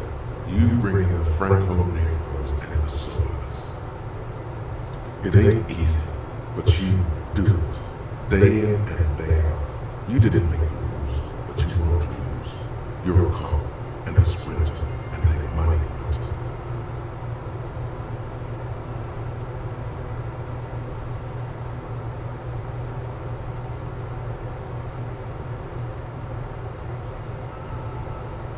Oh yeah, you took that bribe hard. You're a killer. Can't say that. You shook him. You're a killer. A shark. Yeah, you're in the sales business. Shaken for shit and then pulled off. Law officer style. Sure. And has it been easy? Is life easy? Have you not gone into cardiac arrest? Are you not about to have an anxiety attack or shoot yourself in the mouth? But you still hustle 24/7, ride or die. Now, ask yourself, are you rich? That's right. You work harder than anyone. You almost rode yourself to the grave and you're still practically a hobo. Why is that? Boo-hoo. The system is broken. The establishment is keeping me down. That's not the fuck yeah attitude you're used to. What is this? Why are you so poor? Because of the taxes. G-Man's got his jam-covered sticky fingers in your pocket, stealing from you every time you buy, sell, walk, talk, fart, so much as sneeze. Our taxes almost non-existent in the Gotham estate, that is revolution. You and I both, but they got those indirect modes of taxation. Sales tax, excise duty, extraction tax, this tax that doesn't even have a name. Plus, there's the stuff people in other countries pay for that makes them ask for more money from you here. The Gotham estate's a myth. In total, the coalition government is taking 98% of all your money.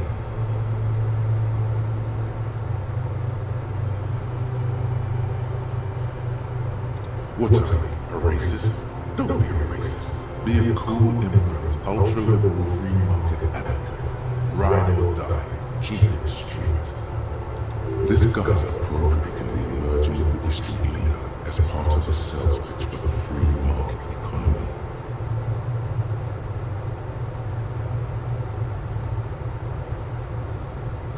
Yeah, ain't it cool, Ryman? Ain't it street?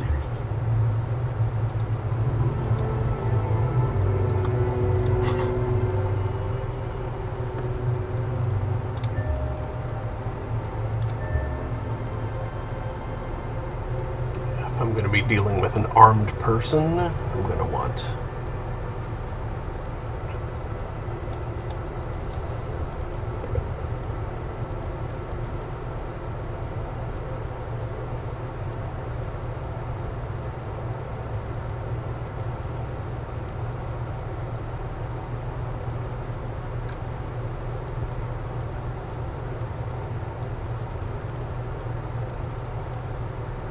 Alright.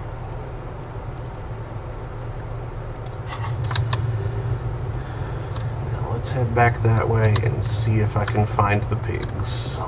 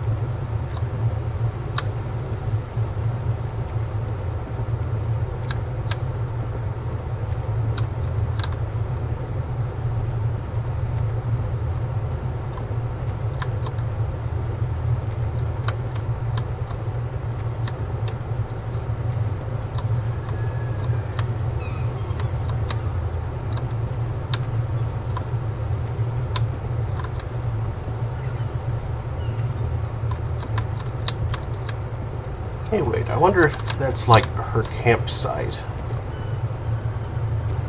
Up there.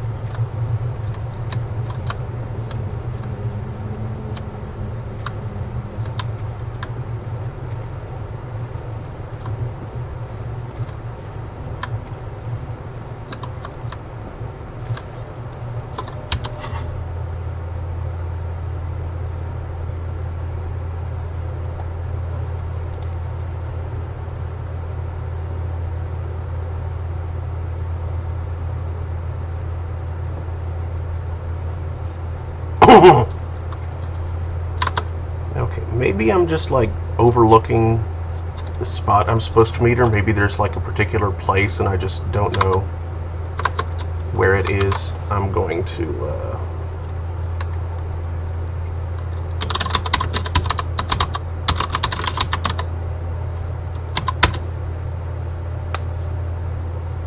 can't find the pigs.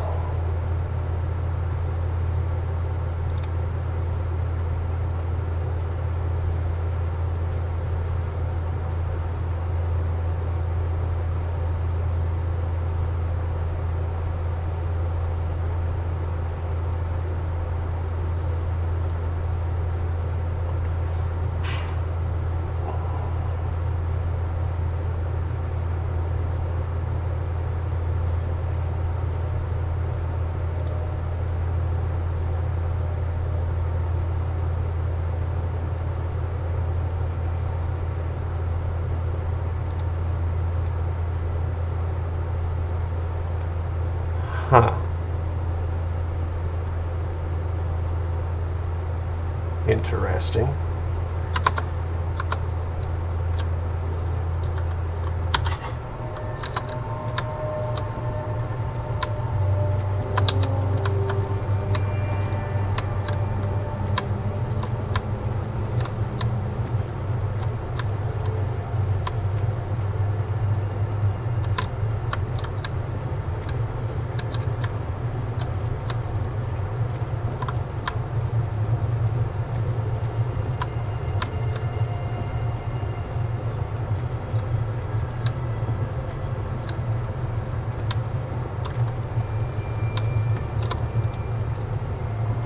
Maybe I should zone in and out.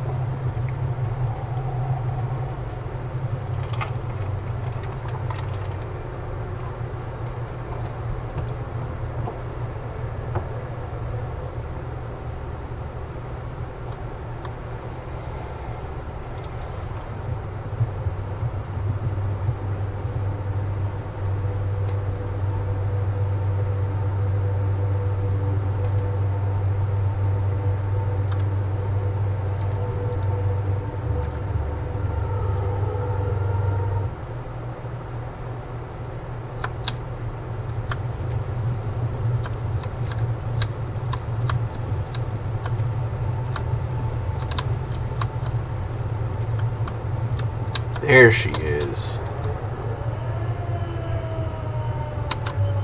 Quick save. Put your hands where I can see them.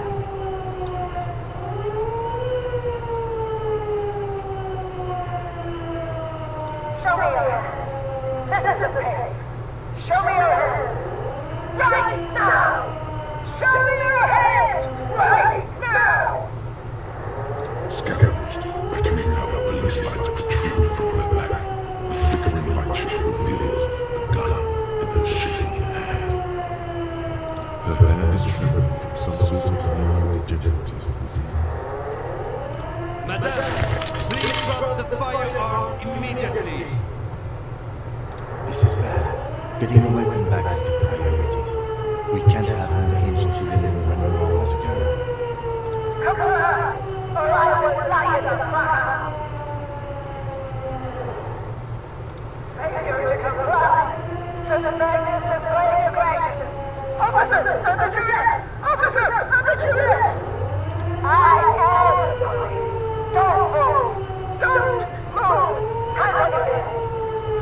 is often dangerous.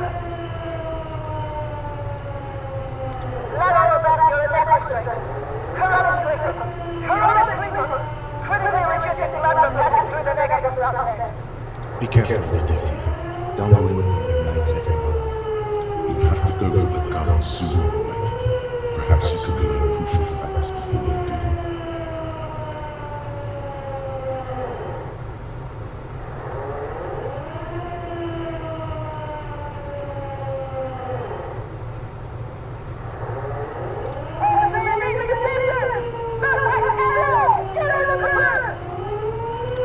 Ma'am, please. We want to help you, but you need to lower that weapon. Disturbance reported. Authorized evidence. Sector, take the shot!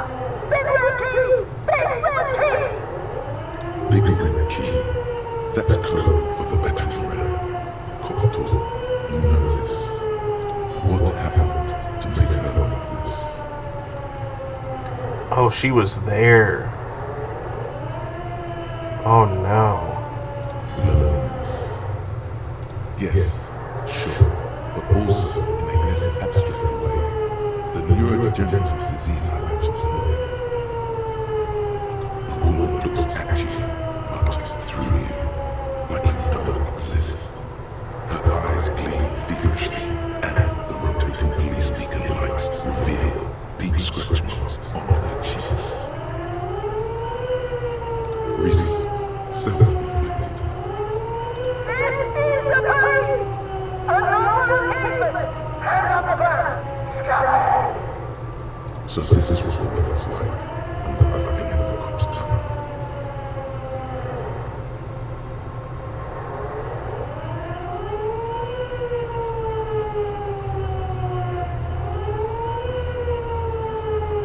Fascinating.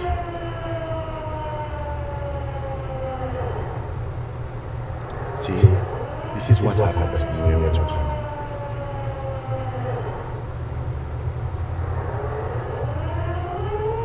It's a goddamn plain shitbag! Come to pay! You're under arrest!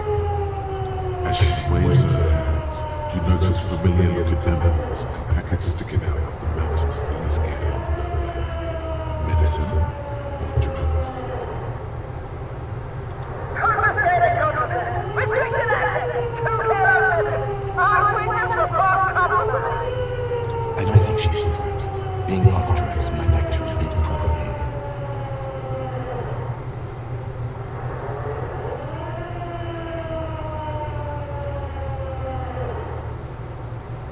Back up!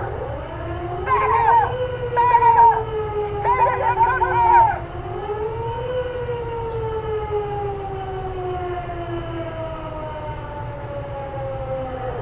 No! Oh. I thought Mr. Grant. Gareth! Aggravated assault! Man down! Officers in pursuit!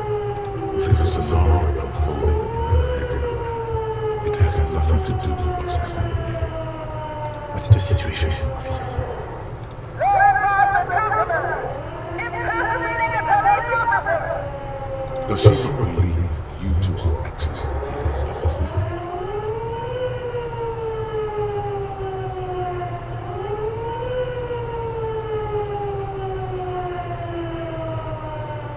License and registration! License and registration! Commander's badge! Sector! Avenue! It's not a code, just disjointed words.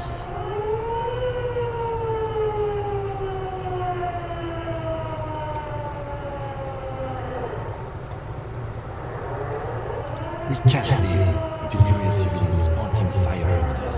Your firearm. You need to solve this. I'm out of choices. She's frantic, confused, teetering under all that gear. There's an opening if you just move fast enough. If not, the lieutenant's got her in his sights.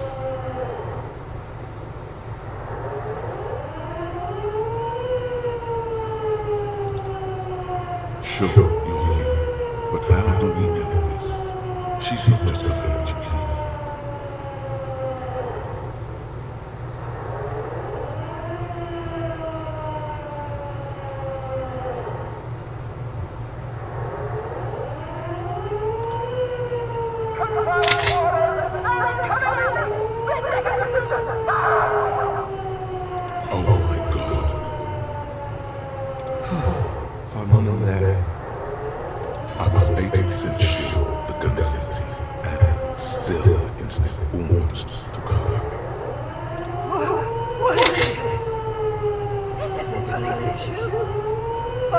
weapons.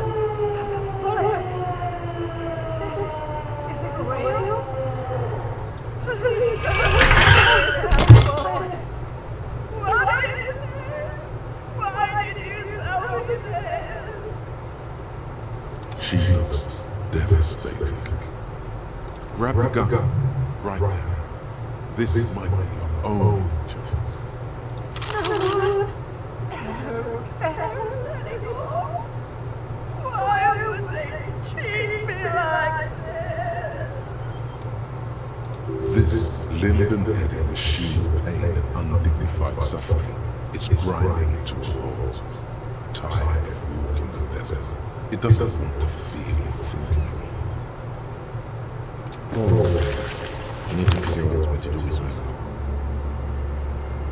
Nobody's ever around.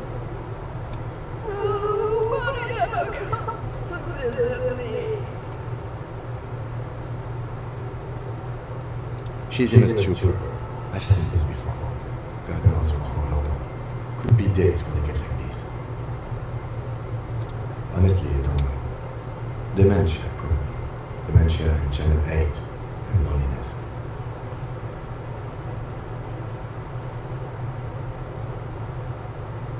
Could be. Her hands were trembling and she did seem uncoordinated. But what are we gonna do with her?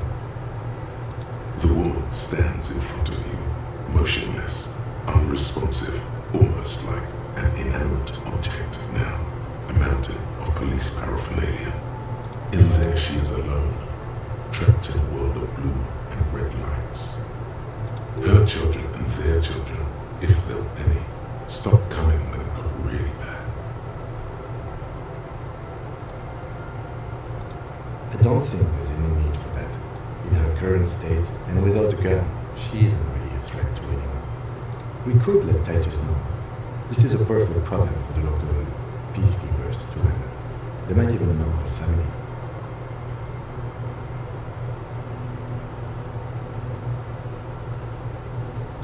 Then we can ask him once we get back to the worlding. But we have to hurry, because it's late, and they might have already gone home. But I think we're done here for now. Let's head out. This is done. Please, leave the radio on. Reflex to what? Being left alone. She stands motionless, just a heap of clothes and flesh now. Maybe if you search her once more.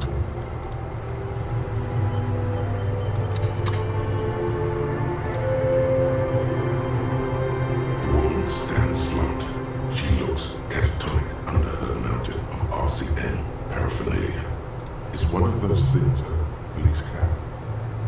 There were narcotics in there too. You're thinking of taking them. Do. The old woman doesn't react to your touch. She doesn't even flinch as you reach out and disentangle the familiar-looking lieutenant's cap from her mountain of RCM paraphernalia. Oh, is that yours? It's hard to say. It's been so long since you wore yours.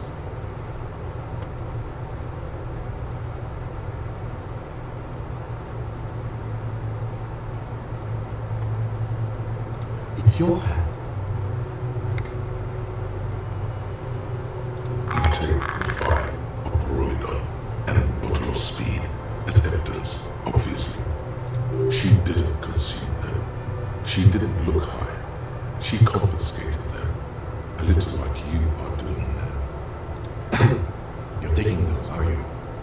Listen to him, for once.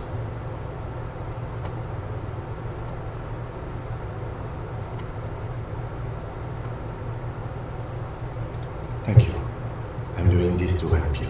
We need to focus on the case. He's grateful you did this.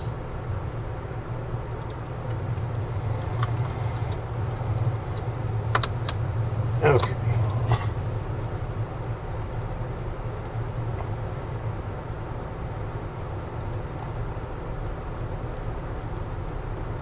Finally have another hat.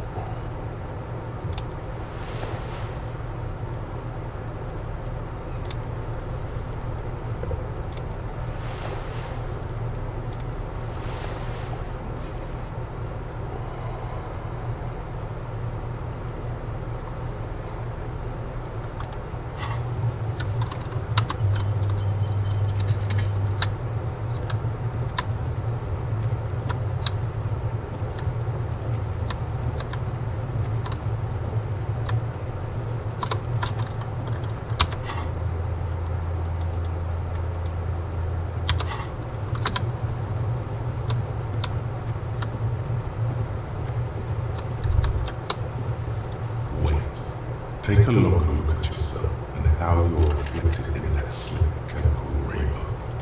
What do you see? Metaphor. It's always metaphor. Some kind of metaphor for me? This is more important than you. That's the blood of industry you see before you.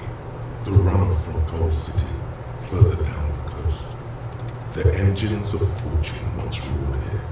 Great wealth poured into Rivershore, the Delta, as did smoke, waste, sickness, life. The engines stopped. The West Rivershore industrial base was dismantled after the war. Now, extinguished coke furnaces dot the landscape, a landscape despoiled by industry.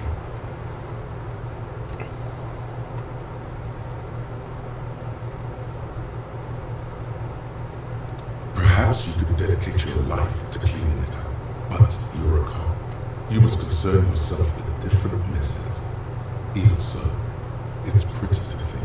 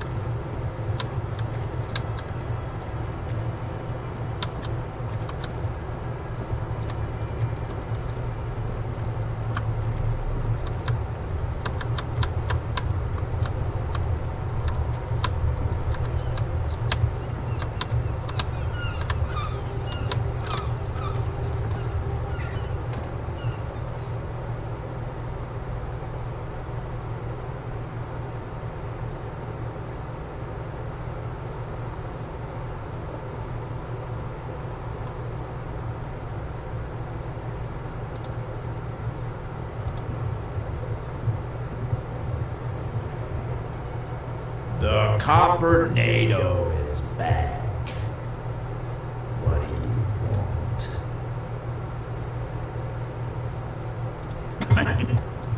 What's that, Copper? You want us to help little old ladies now? You're local law enforcement, aren't you? Helping troubled civilians should fall under your jurisdiction. Yeah. We'll send someone out. Who is? Wait. It's the pigs, isn't it? God. Poor lady. Don't worry. We'll handle this. I think she got some family good on her, son.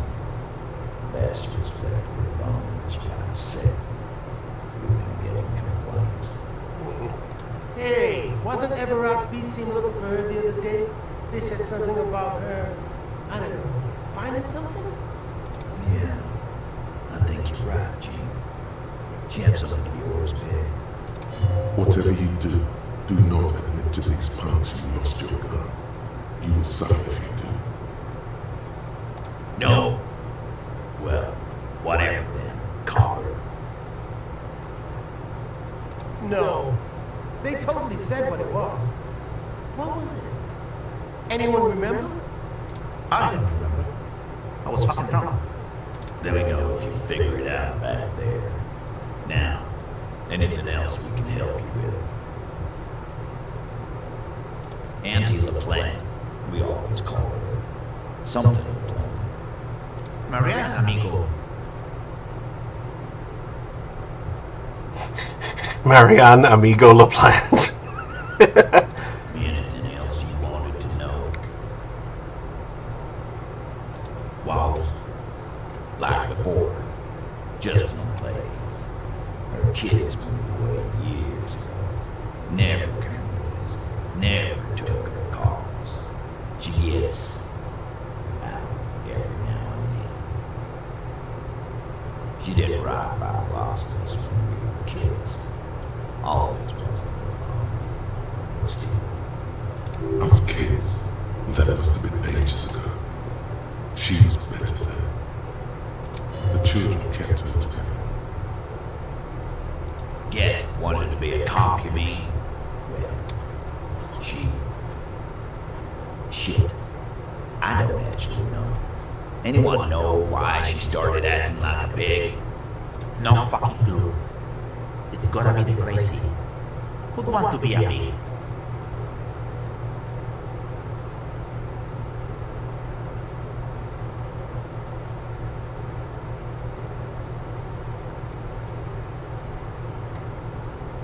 Yeah, you should be.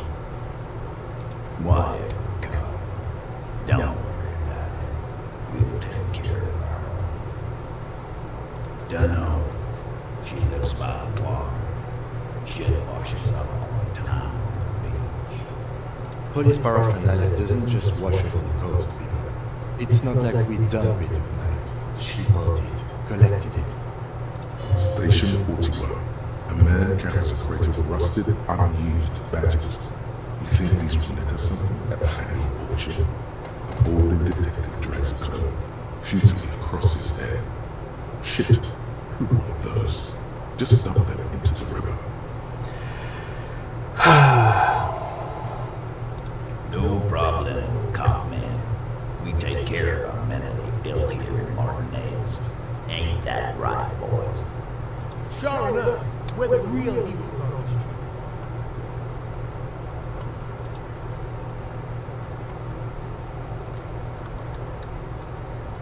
Good to know, fellas. Good to know.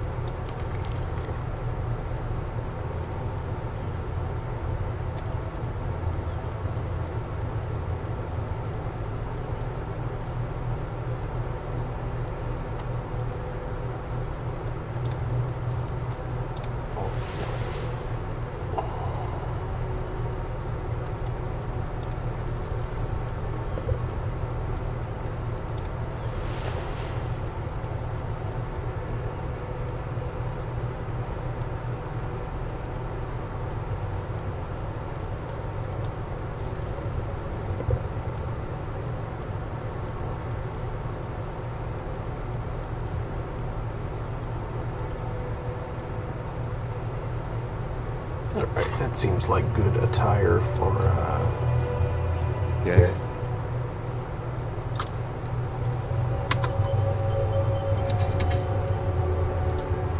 Yes?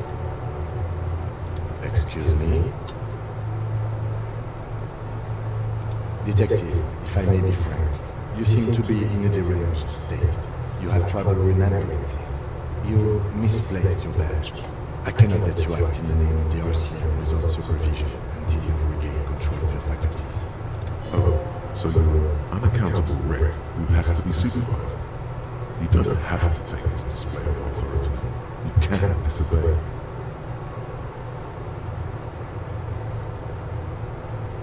Some you time?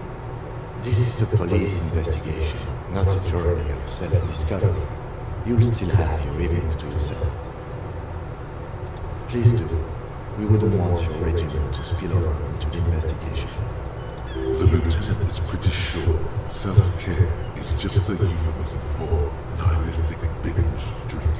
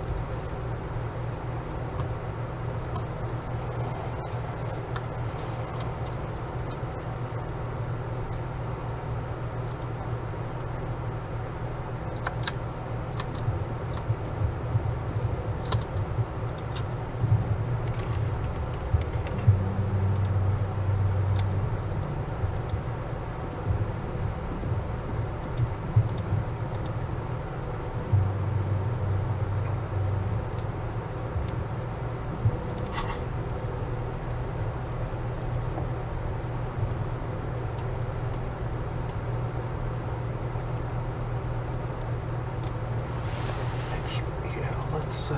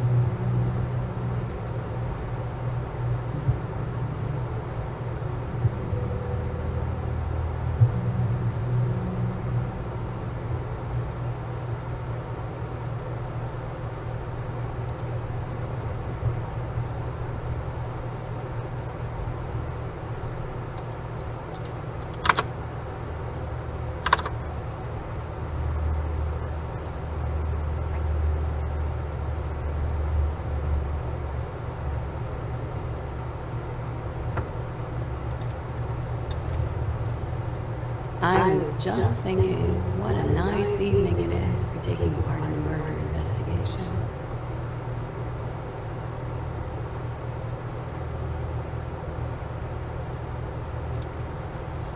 Nothing happens.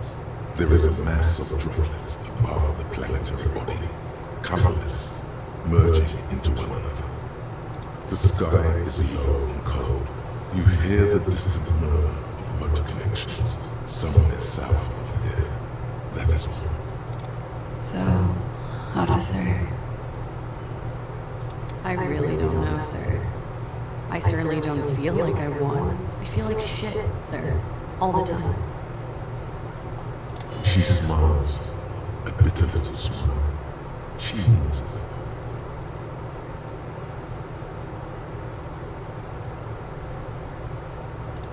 Clearly, I haven't. We're having this conversation, aren't we? How well could it have gone? I mean, The rain falls on her shoulders, tinting her blonde hair light brown. It smells of industrial pollution and grime. I'm stuck in Martinez just like all of us. I've been up here for, I don't know how long now. I like to call this my rooftop containment facility.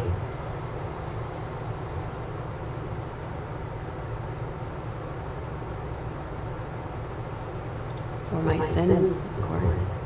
The long-standing sins of a bad, frivolous person. For destroying my first love. For working for bad people. The list goes on and on. Did I? Why do I still feel suspicion hanging over me then? What I managed was to get him killed. I'm the love that does people in, remember? The lieutenant looks away, over the railing. He feels uncomfortable with this conversation. He doesn't know what to add. I don't know what to say. None of this is fortuitous for me. She nods, slowly, carefully even. There is something strange glint in her eyes. Not malicious, but dangerous.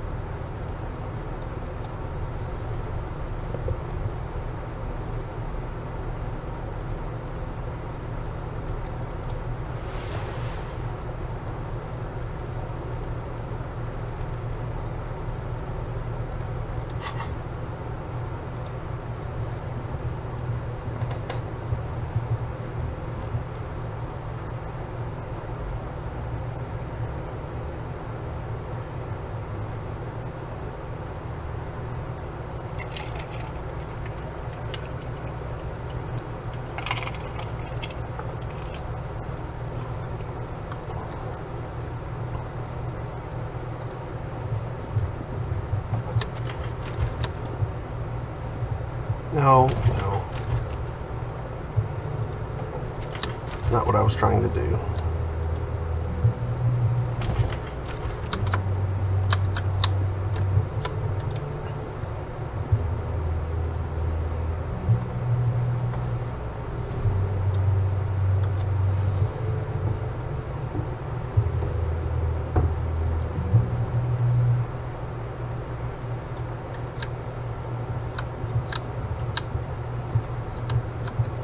I guess I gotta spend a little money to, Smallest church in St. Saul's.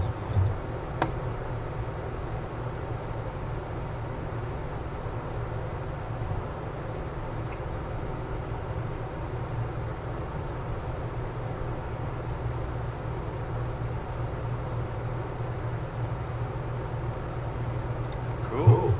Now, what can I do for you? Got the 20 real. Good.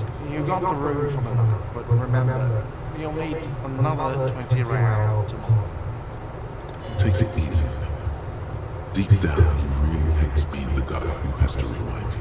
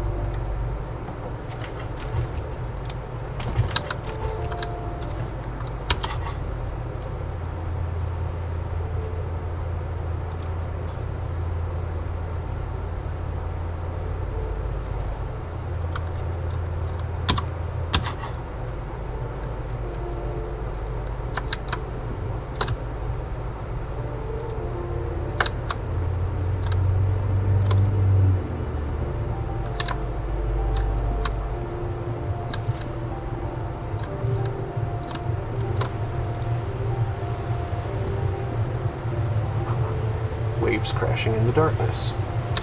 Okay. What happened here? It will still be accessible through the apartment next to it. That one didn't have a door. Sadly, nothing of great value remains here. Indeed.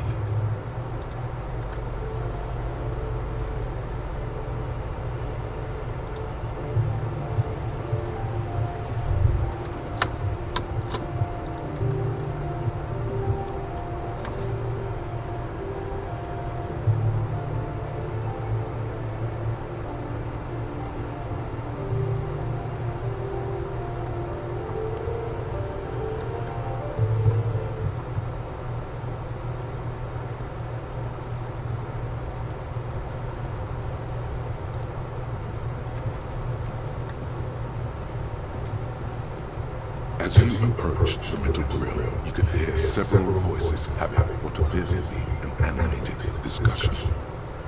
This must be it. Beyond this door lies the beating heart of radical communism in Martinez. Somehow, the night air softens the smell of trash and sea grime. As the breeze pulls through the canvas like a shuttle through a loom, you catch a hint of something unexpected, something earthy, warm, and burnt. The acrid smell of failure. No, that's just slightly burnt coffee, a smell you would recognize anywhere. Just look at this pig, sniffing about after hours.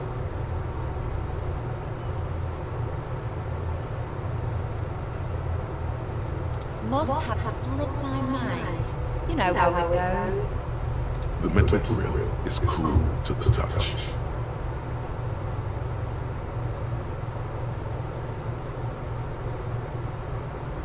You can make out at least two separate voices. Two voices, both male, approximately early 20s. Careful with those now. I have it. It's going to work. I can feel it. The clang of metal reverberates all along the scaffolding. The voices coming from the other side fall silent. Who's there? Is that you, Maurice?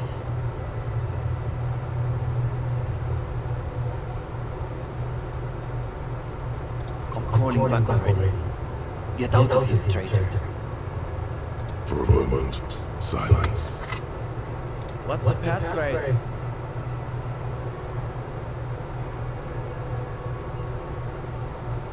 There's no response. You begin to wonder whether they've slipped out some back way.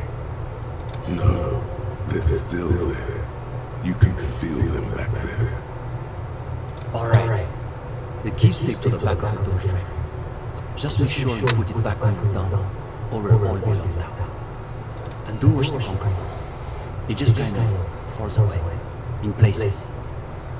Have fun at your underground meeting, pig. Hope it's a blast.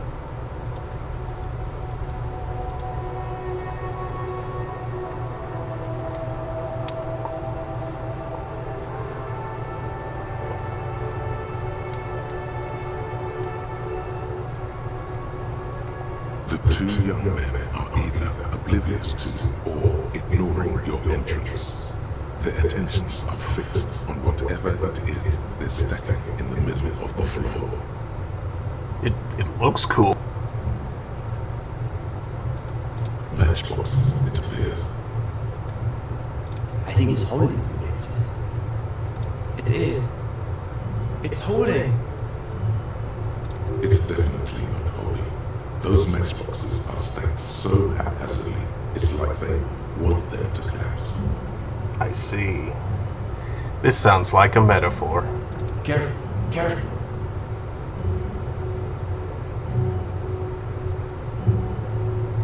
Aw.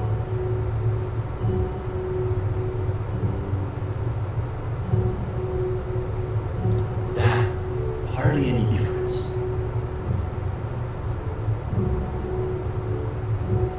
You're late. You should know the meeting starts at 10 p.m. sharp.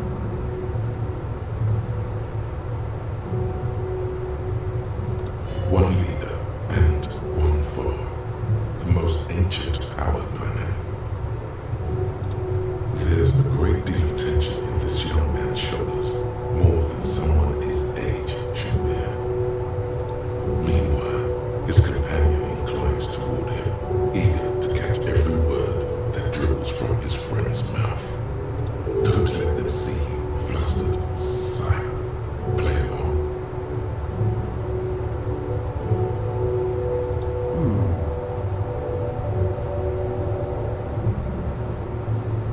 We all have to take precautions, especially during these delicate times. What matters is that you've made it, and that you've done your reading. Uh-oh. No one said anything about reading. You'll just have to wing this one.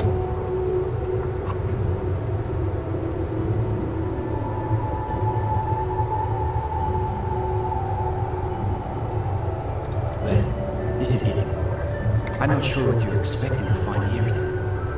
There's profound consternation in his voice.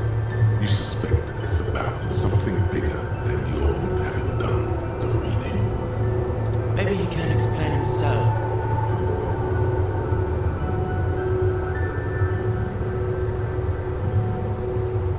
The young man frowns at the little pile of boxes on the floor. Nothing, just messing around until the meeting started. In the most general sense, I would say we're cultivating revolutionary consciousness. Yes, that's probably the best way to describe it. But more specifically, we're running a reading. The most rigorous and theoretically advanced materialist reading group in Martinez. Comrade Steban is a great discussion leader, one of the best at the university. It's obvious they take this group of theirs extremely seriously. Whatever you do, don't compare it to a common book club.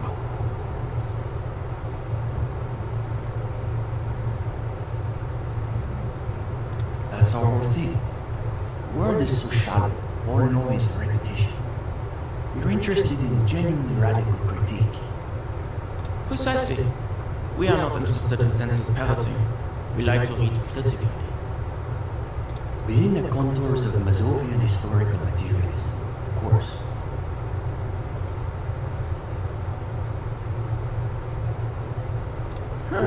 As though you can call that problem teaching. One thing you learn quickly at university is that you're not going to find a real education in any lecture hall or discussion seminar. We are post-attendance, basically. Exactly. The only worthwhile part of the so-called École Normale de Révélation is the library. That's where we've made our greatest critical strides.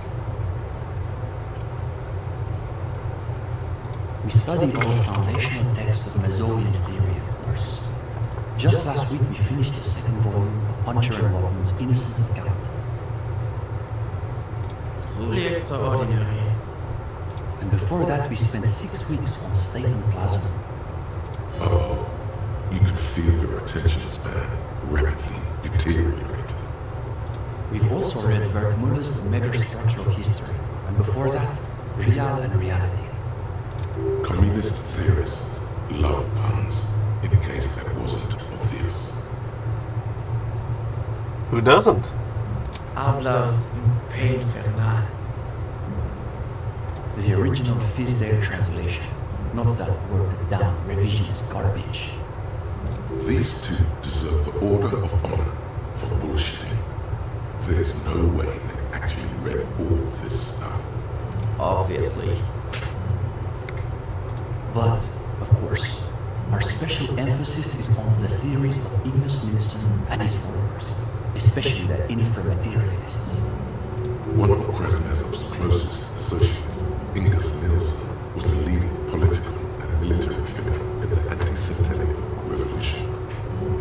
Today, Nilsson's reputation has waned in most parts of the developed world, with the exception of the People's Republic of Samara, SRV, where he is recognized as a founding father. His political philosophy is a variant of Mazovianism, called Nilssonist Mazovianism. The young man raises his fist in reply and gives you a curt nod. He also happens to be the greatest communist theorist after Mazov himself. It was Nilsson who first postulated the existence of ideological plasma, which forms the basis of inframaterialist theory. The young man sighs. His companion looks about furtively. What do you mean? This is the reading room. We're in something of a rebuilding phase. Some of our former comrades didn't have the ideological fortitude our work demands. Intellectual attrition is maybe the best way to describe it. Felix said he couldn't keep up with the reading on top of his classwork. And Susanna wanted to read text other than Mazovian theory. Like novels, if you can believe it. Imagine the audacity of wanting to read a novel in a reading group. See? He tried recruiting new members, but unfortunately the current intellectual climate is pretty hostile to infra-materialist thought. These days, if you're on the left, the Ascendant schools are the Godwallians and their iconoclasts. Don't forget about Maurice and the turnips. Right. Then there was the whole turnip debacle. Whatever this turnip business is about, one thing is perfectly clear. These young students have a much deeper understanding of communism than you do. You could learn a thing or two from them if you can convince them you're one of them.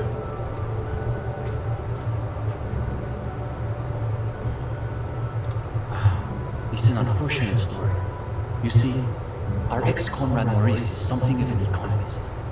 He's studying macro and microeconomics. Right. So a few weeks ago we were discussing the extra physical capabilities of the revolutionary state. And Maurice said, what were his exact words, Ulysses? It was unbelievable. He said, turnips don't care if they are grown by communists, moralists, or Vulcan. They grow just the same. Just a minute. Steban, Ulysses. Why do those names ring the faintest of bells?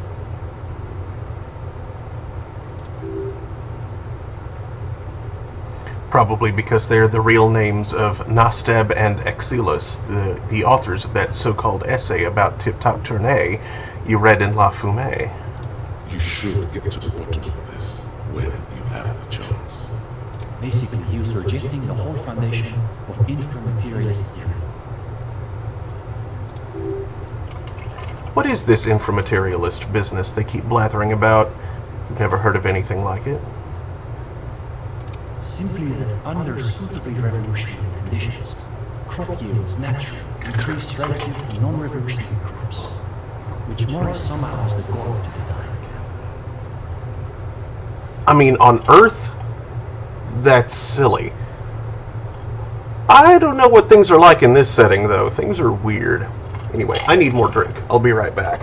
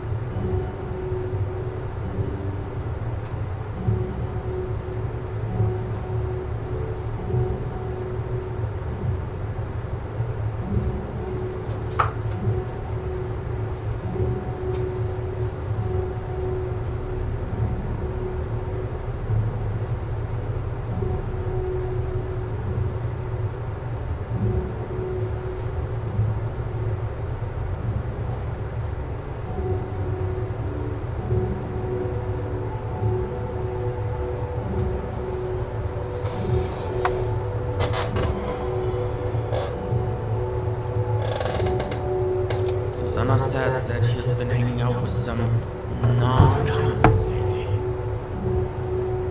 For us, the question boiled down to, if you don't even accept the basic ideas of medicine and inframaterialist theory, why are you in the rating corps?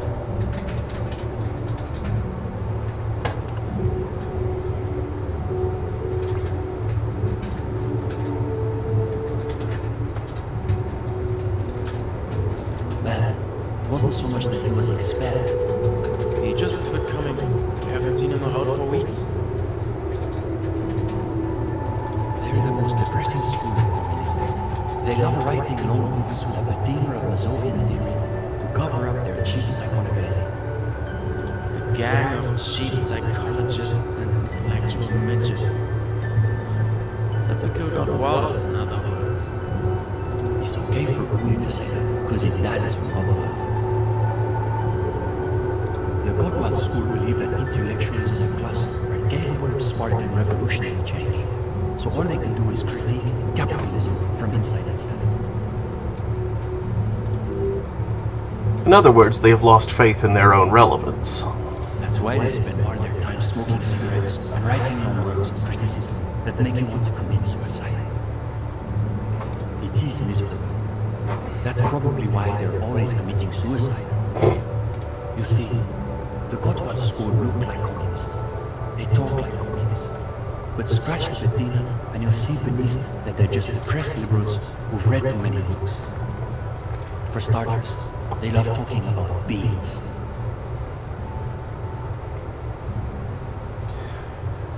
Well, Pythagoras would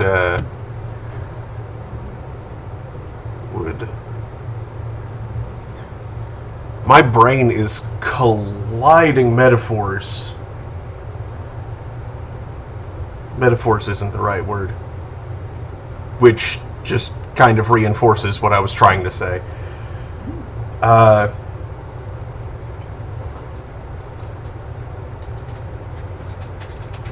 What's the term? Like mixed metaphors, but it's not actually metaphors? Malapropism? Kind of, yeah. Malapropism. Malapropping.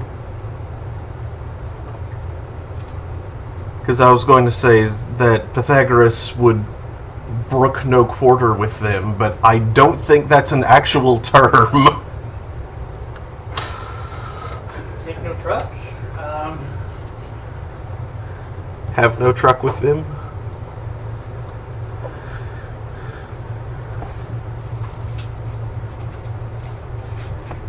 That's right. Iconoclasts are obsessed with beans. They love thinking about beans. They love counting beans. But most of all, they love building models to predict how many beans there will be in the future.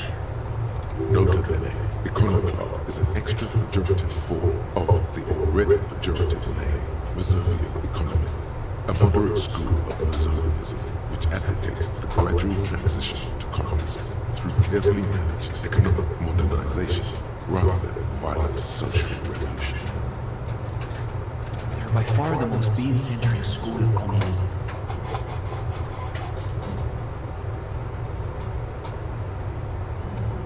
Ah yes, the much maligned bean counters, ensconced in their think tanks and high-rises, believing they can save the world through a series of incremental, assiduously technocratic reforms.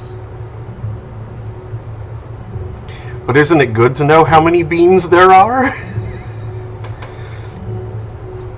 Honestly, just measuring the mass of them should suffice. Oh, please. There's nothing morbid about the love of counting beans. If I were a Godwallian, I would probably diagnose them with bone and fixation. Pepe? You see, iconoclasts claim to be communists, but in reality they're just liberals with hard-ons for spreadsheets.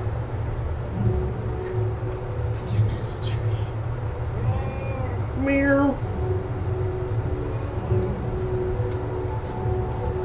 So, I mean, why worry about counting beans? When you could count bees. What's so important about how many beans there are relative to how much bean there is?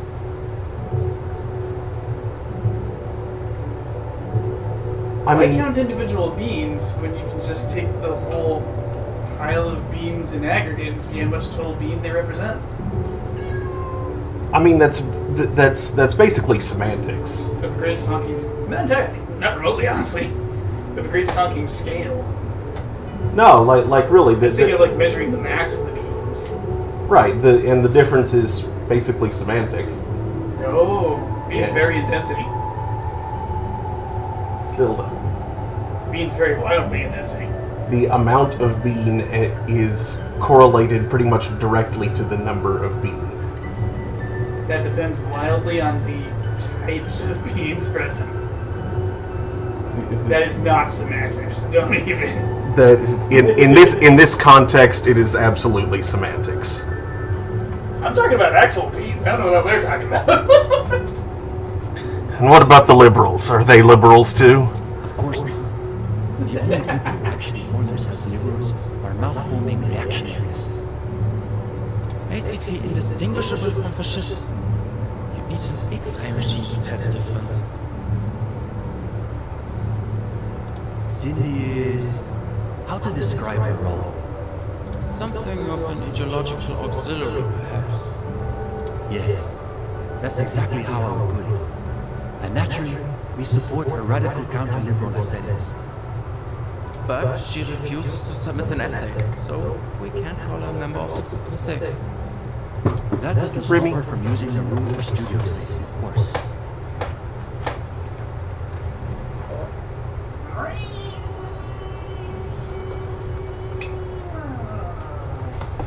Knocking stuff off the table there, trying to get my attention, and then running away when I try and give you attention. Have you ever tried knocking the table off the stuff? Go ahead. I don't think so. Unless you've been hanging around the cultural studies faculty at the École Normale des Recherches. Perhaps he subscribes to La Fumée? That's sarcasm. He does not expect you to subscribe to radical communist periodicals. You've read our article. That I did not expect. Well, don't keep us on tenterhooks. What did you think of the essay? The delicate egos on these boys. Even though you're just some cop, they're desperate for your approval. Hey, you're not just some cop. You've got highly developed critical faculties. Now's your chance to show them off. Well, of course that's just an initial foray into the subject. We're hoping to return to it for a more substantial treatment next term. In any case, I'm glad our piece found its audience. That's always the hope with these things, you know.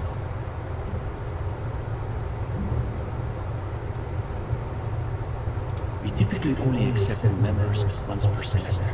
There's this whole process with essays and presentations on assigned topics. But given that we have some extra seating at the moment, I guess we could be convinced to expedite an application.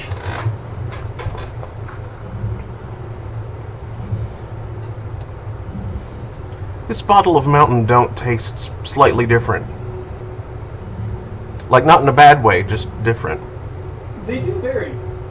Sometimes it's sweeter, sometimes it's more tasteless. It's odd. This time, it almost tastes like artificial grape. Funky. Not like strongly of artificial grape, but like it's there. At least to me. Stefan, you can't be serious. For Gendarme? I am serious. As materialists, we've got to adapt to conditions as they are. Besides, you still need to pass the interview portion of the entrance process. Assuming he's even still interested, that is. +4, somewhat bookish Toad. Since, no, we're not an operations. We think of ourselves as more of an intellectual vanguard.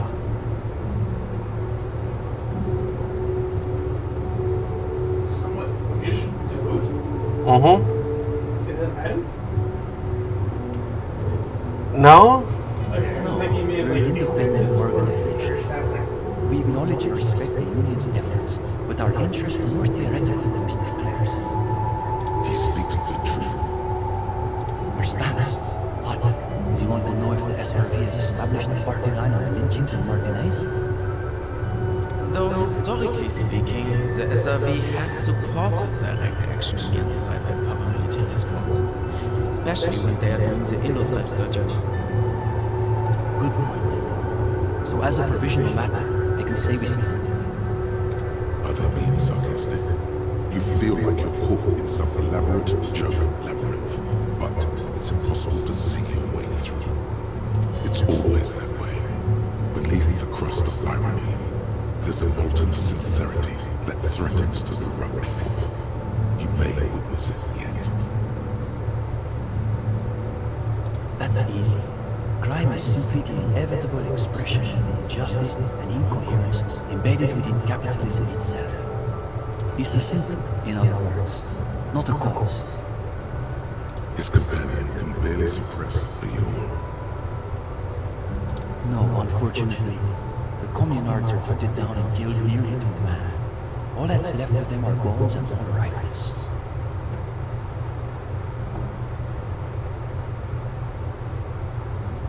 His companion's eyes widen as you hold up the ancient weapon. Yes, like that.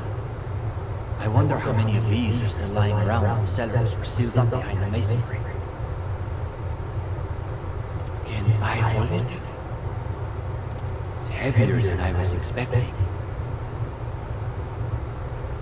Though what exactly, you can't say. He turns the rifle over again, admiring the glint of light off the oily barrel. When he's finished, he returns the rifle to you with a nod of appreciation.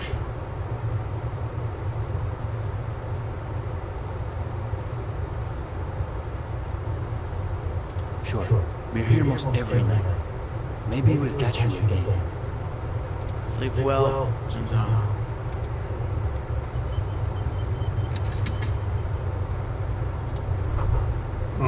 Coffee. At the bottom of the pot, an isle of black sludge rises from a shadowy sea. 8 cups a day is perfectly healthy. Try not to think about the cracks spidering out across the floor. A rickety easel surrounded by pots of gouache. Cindy's, no doubt. Think about the spider cracking out across the floor. Could it be the phasmid? No, probably not. The spider cracking out. Cracked out spider. You remember that video of spiders weaving webs on... Yeah. If any of y'all haven't seen it, I highly recommend. There is a video, there's probably several, of like spiders weaving webs after having been given a little bit of various different drugs, and the way the structures change is just so interesting. The cocaine spider was a jerk.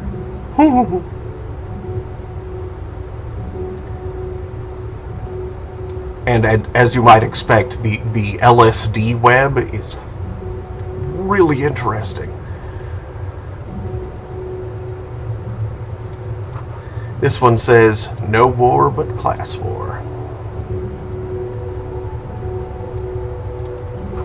This poster reads, under the cobblestones, communism.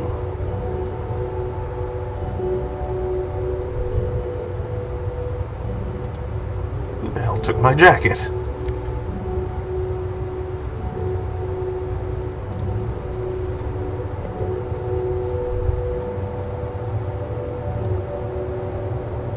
Don't worry, I'm sure your jacket will turn up. Oh, do you want it back? The gendarme returns. What do you need? I'm guessing these pots of gouache belong to Cindy? Yeah, it's hers. She just sort of moved it all in a few months ago. She said if she's going to make truly radical art, she needs a suitably radical workspace. And I don't think she could afford rent at an actual studio. Oh, sure. It's definitely interesting, I would say. I guess you could call her latest stuff a sort of counter-bourgeoisie calligraphy. She's got a real taste for radical slogans. It's too bad she hasn't developed the theoretical foundation to do truly radical work. I think she'll get there. She's still looking for a subject equal to her ambitions. The deal, at a fundamental level, I guess you could call it the shattered bones of a dream crushed by capital. A feeble and hopelessly mixed metaphor. That's really good, Steban. You should save that for an essay. Thanks, Uli. When the idea is sound, the words just sort of flow. Yes, now keep developing the idea.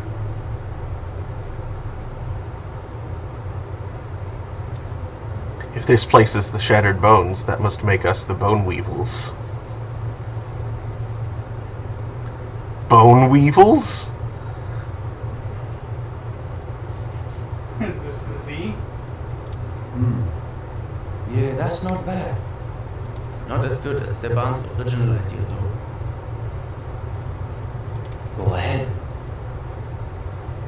Okay. I'm going to need more composure before I can do that. Oh-ho! Wasteland of reality.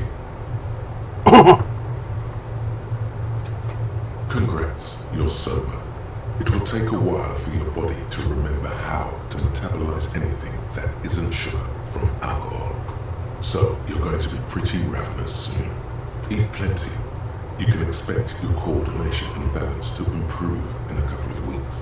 In 2 months, you might start sleeping like a normal person. Full recovery will take years though. It'll be depressing, and it'll be boring. Don't expect any further rewards or hand claps. This is how normal people are all the time.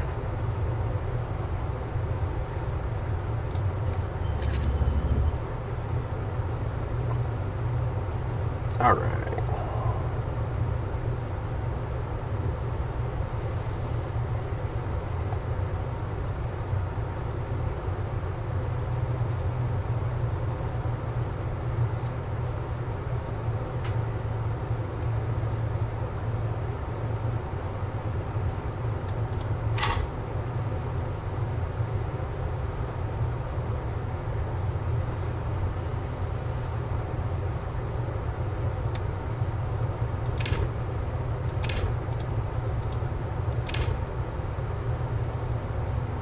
Is it possible to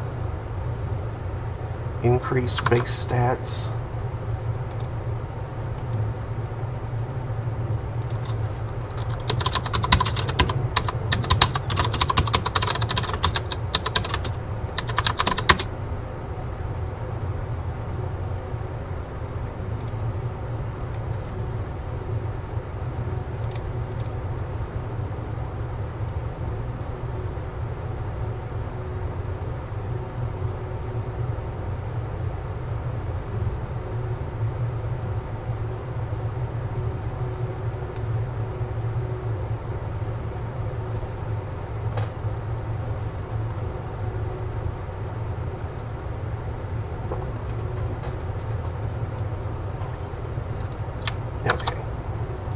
That answers that question.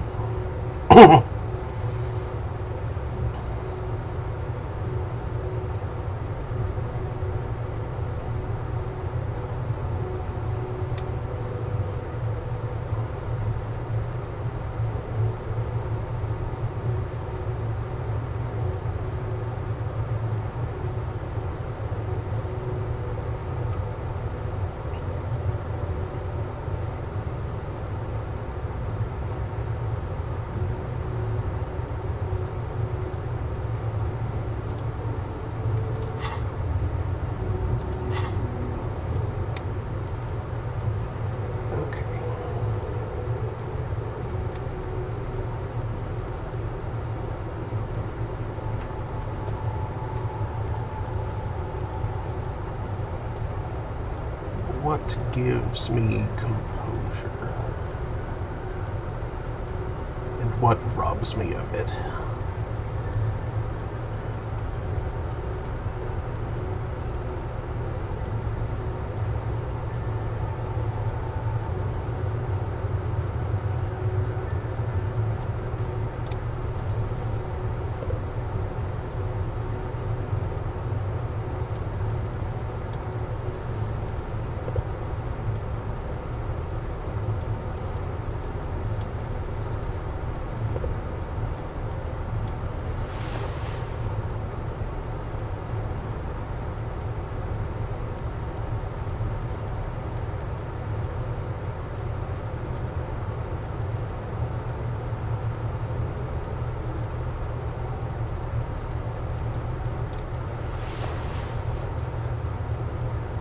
Okay, just the shoes and pants then.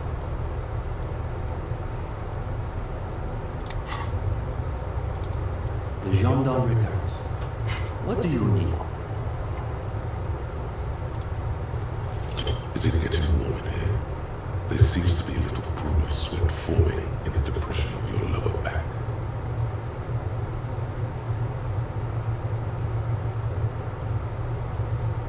You did. You must be extremely nervous for some reason. Oh, totally. A superstar breaking out in a cold sweat. Excellent work. Now there's a dark handprint on the back of your shirt. Everyone will be able to see the evidence of your overactive sweat glands. No, you're terrible at them. The thought of everyone looking at you, judging you, makes you want to heave, frankly. Let's be frank. They're probably way smarter than you. You bet they've read more books than you can even name. Of course, if you're nervous, it wouldn't hurt to read another book or two. The hardest part will just be working up the nerve to ask without soiling yourself. Everything all right, gendarme?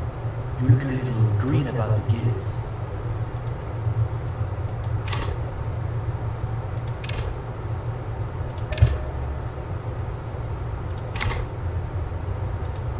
The gendarme returns. What do you need?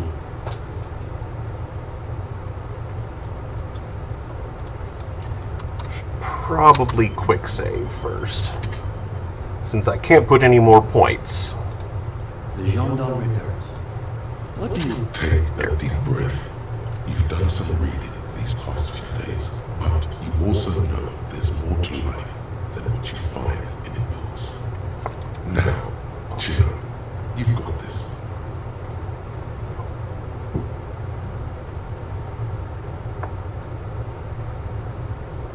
Oh, you want to start now?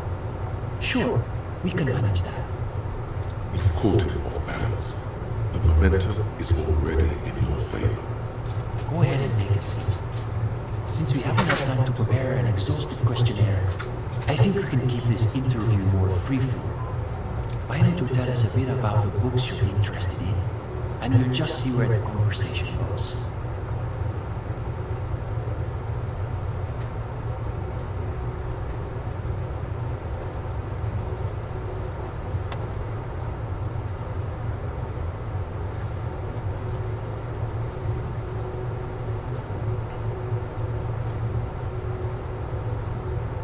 We prefer difficult books.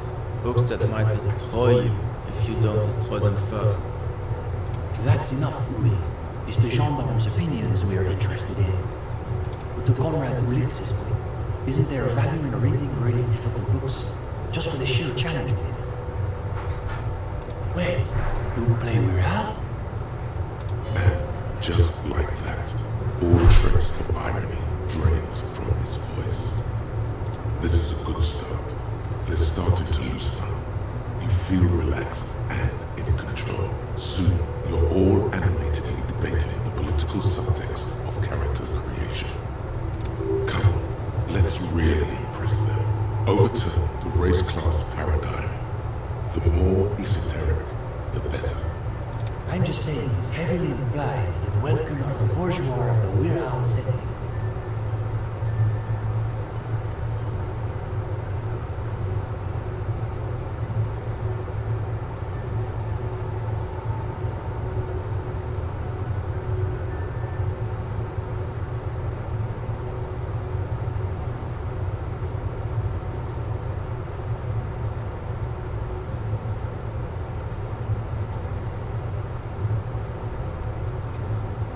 Combining the best race with the worst race. Not sure about the skill progressions. I bet the role-playing opportunities are wide.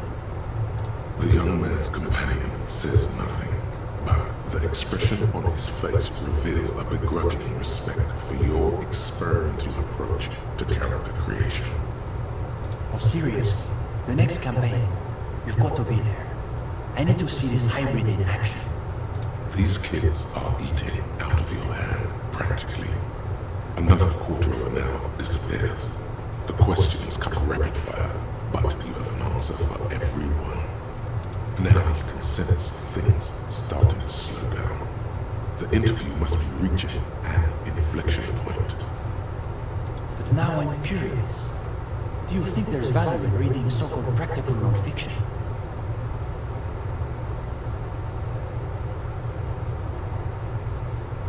Okay, we'll bite. What sort of stories are we talking about? A real-life procedural, complete with gory details. How about a tale of adventure, intrigue, and daring do?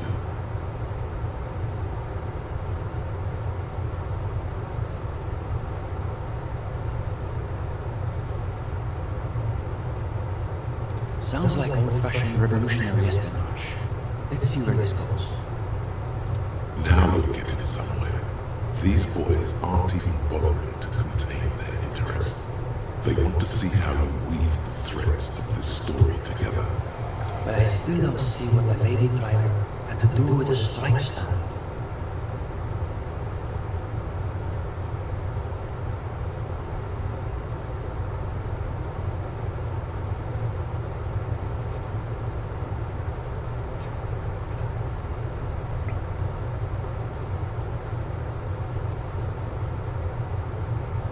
Clearly there's a lot of ins and outs.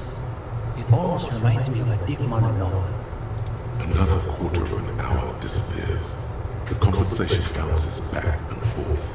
Whatever their pretensions, it's clear these two have been craving something real.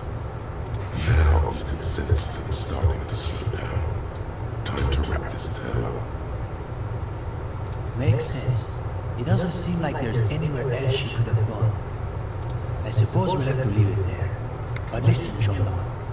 We could use someone with your breadth of expertise.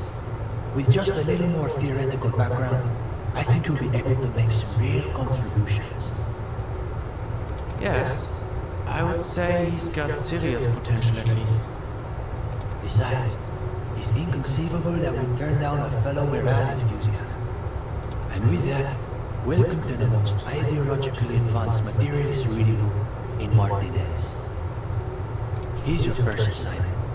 It's an overview of inframaterialist theory. A little basic, as you'll see, but one has to start somewhere.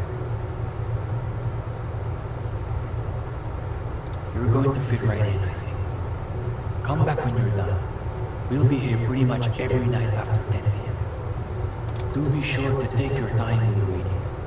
We'll be eager to hear your thoughts. Cool.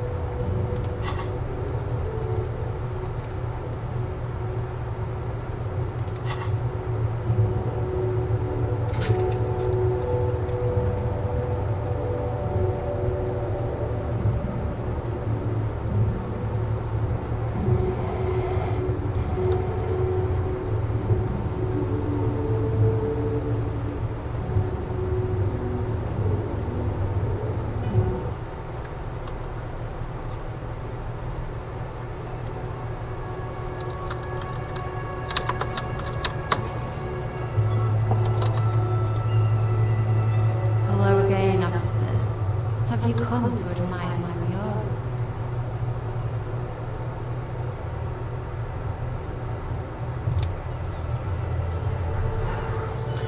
Okay, I'm kind of curious what happens.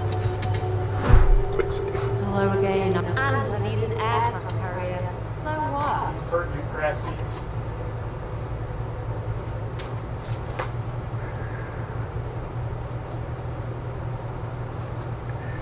Cindy, I'm going to stand here till you hand over that paintbrush. Have you got any kids? Because you sound like the world's saddest dad right now. But fine, take the brush. I'm all out of fuel oil anyway. You know what you've got in that fuel canister you scavenged from the container? Red dye, heavy fuel oil. Time to get to proper work, artist.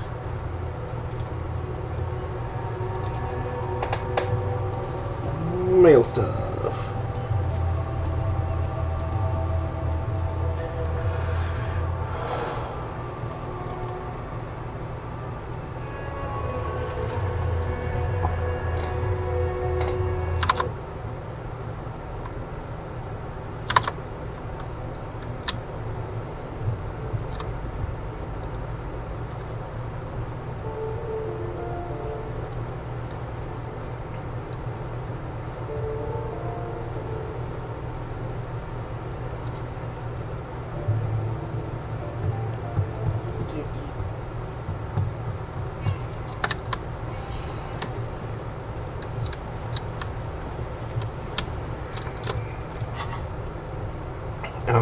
now.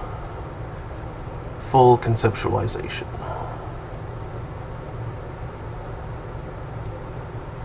Hello, Remy.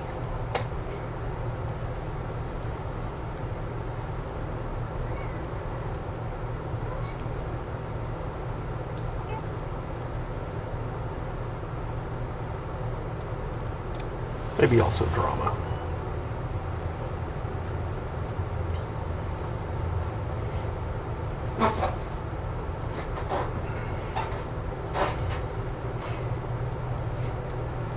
Interfacing would be good too.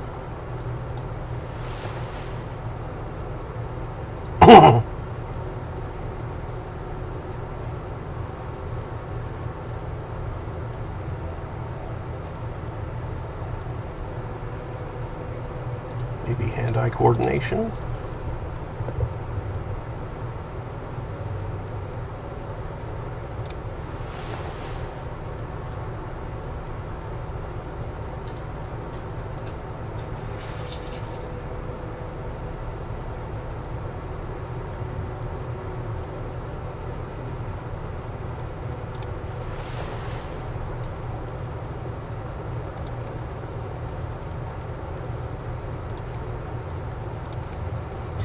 Paintbrush belonging to Cindy the Skull, an aspiring artist. Its bristles smell nauseatingly of heavy fuel oil. Specks of red, orange, and green paint cover the aluminum ferrule.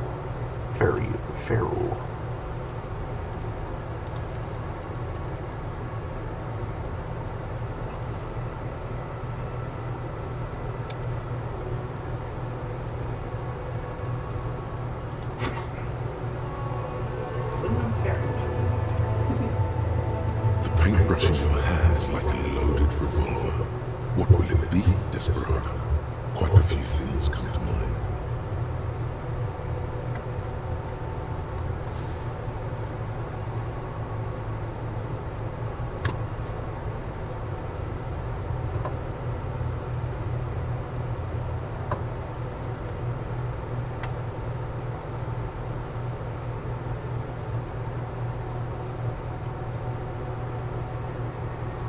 Mother of all walls.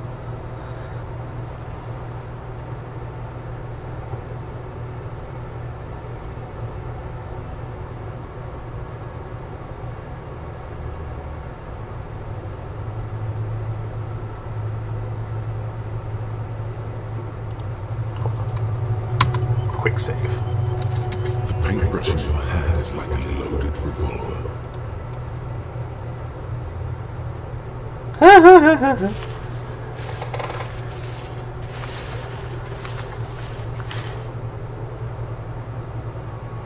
You've spoken.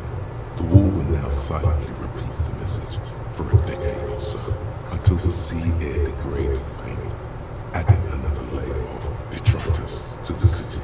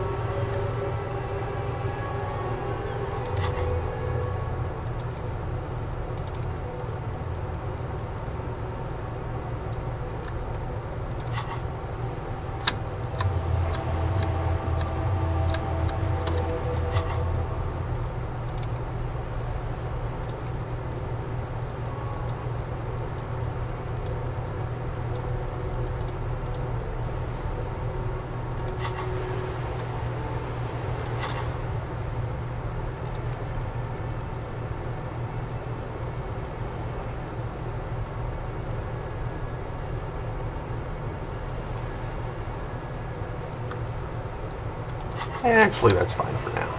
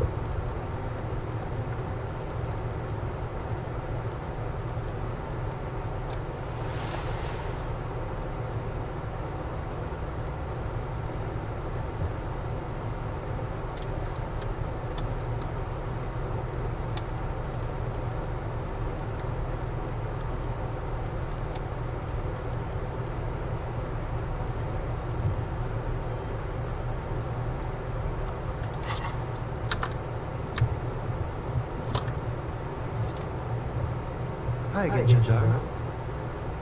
Bye-bye, Chandar.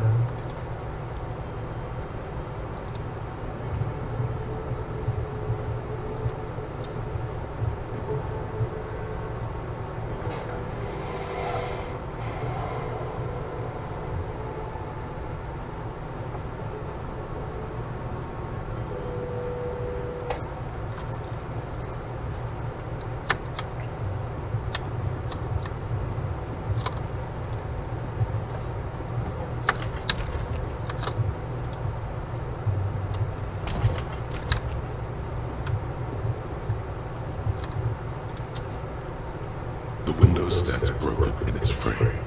You see some lights shimmering outside.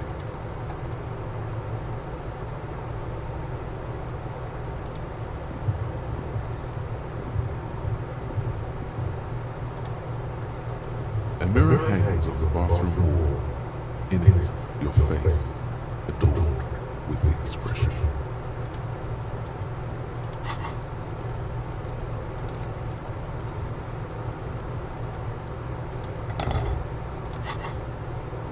A mirror hangs on the bathroom wall.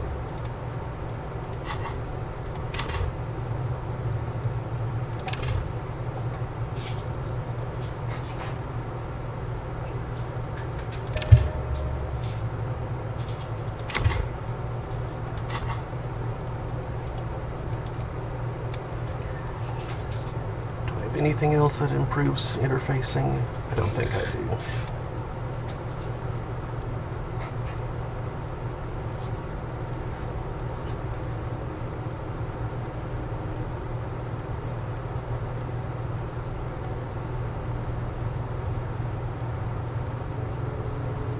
Hand-eye coordination sounds like it might be helpful, even though it probably isn't.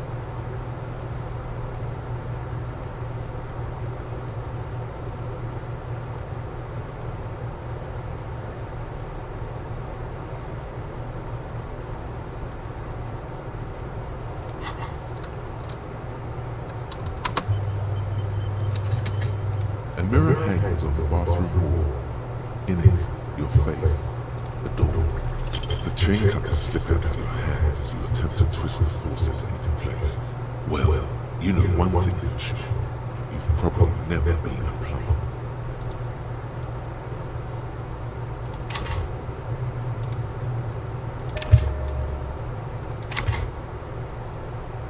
A mirror hangs on the bathroom wall. In it, your face, adorned.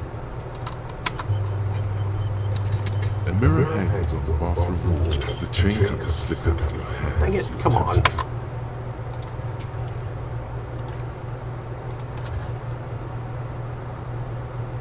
I can't put another point in it.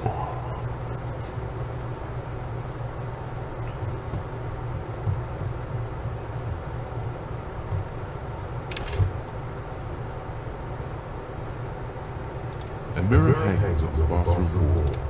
In it, the chain cutters. Freaking.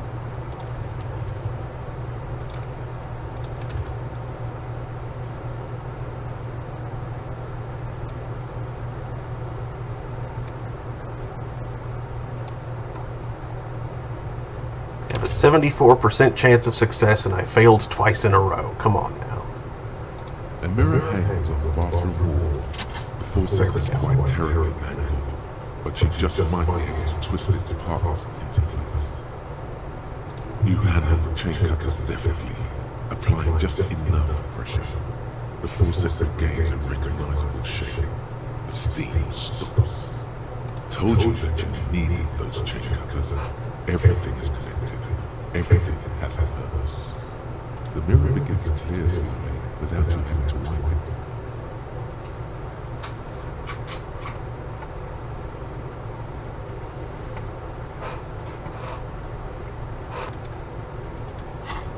Alright, now let's put on some electrochemistry.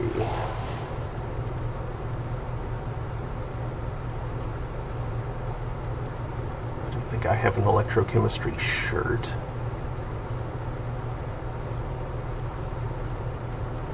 That's electrochemistry.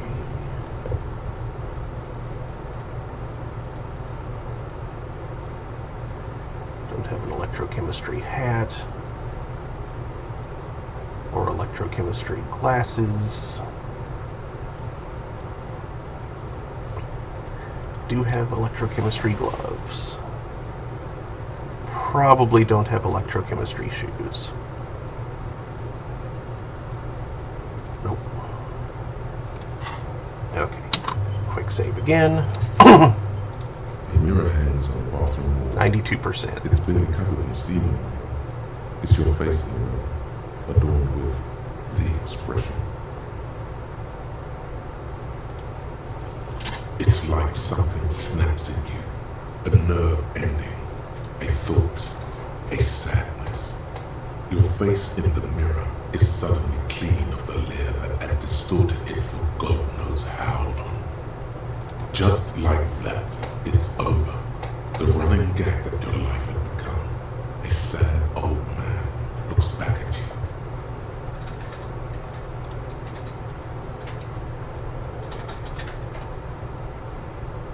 A mirror hangs on the bathroom wall. It's barely covered in steam anymore. You see your face, such as it is without the expression. It's just here.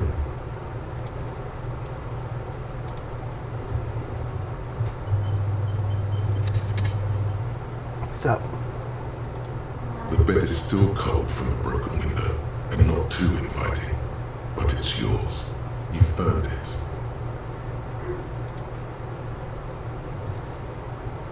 The room behind your closed eyelids is familiar now.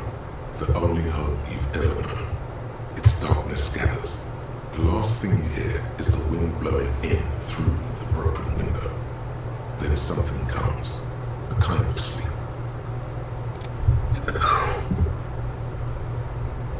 Like a deftly cast fishing net, sleep pulls you out of the world and into its dark shore. The rough mesh chafes, tightening around you, it digs into your brain.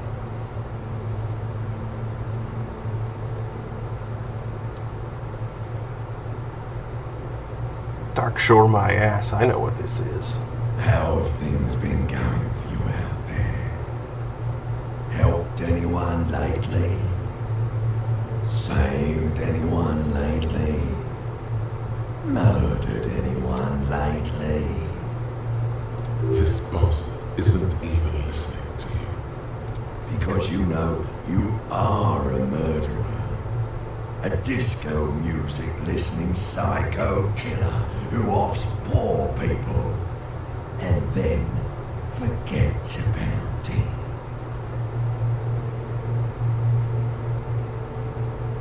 Hear that? He doesn't even flinch.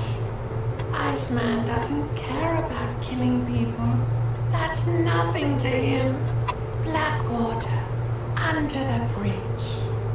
The thing he's really scared of is much, much worse than that. Don't tell him, sister. It's too bad. They're right. This is their function. To keep you from it. We're trying to help you. All these processes, these tortures, voices and tremors are all just distractions, flares and countermeasures to keep you from the last dream, the worst of them all. The last dream will be total annihilation. Cinders peeling off the fuselage. We won't be there to help you anymore, Harry. We will be dormant. You will be naked and alone. Of hell, an ancient sadness, brother. 10,000 years later, in front of the video rental, there is a warm breath on your face again. Everything is okay again. Everything is so okay. Your eyelids eyelids flutter open for a moment. When you close them again, you sense the light of the room around you. You're back.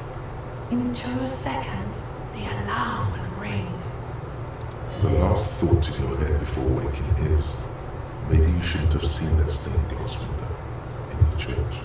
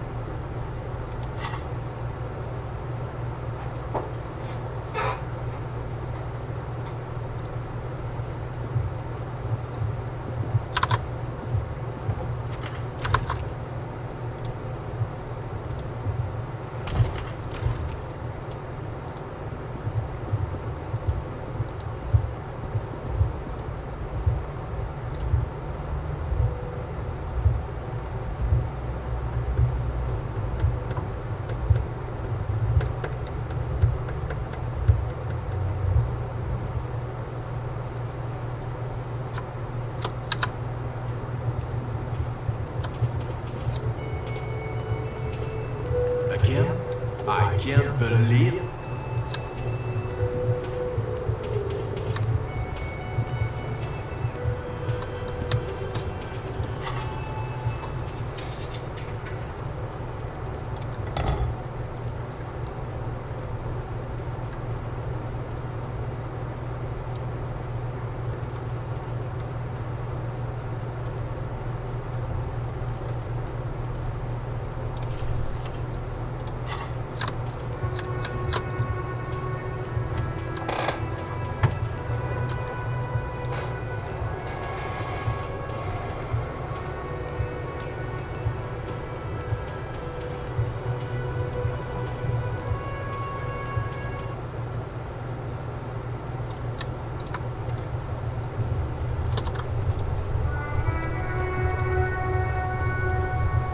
Inside, you see a set of steering levers, a radio microphone, a pull-out toolbox, and... This is Station 57. How may I assist you?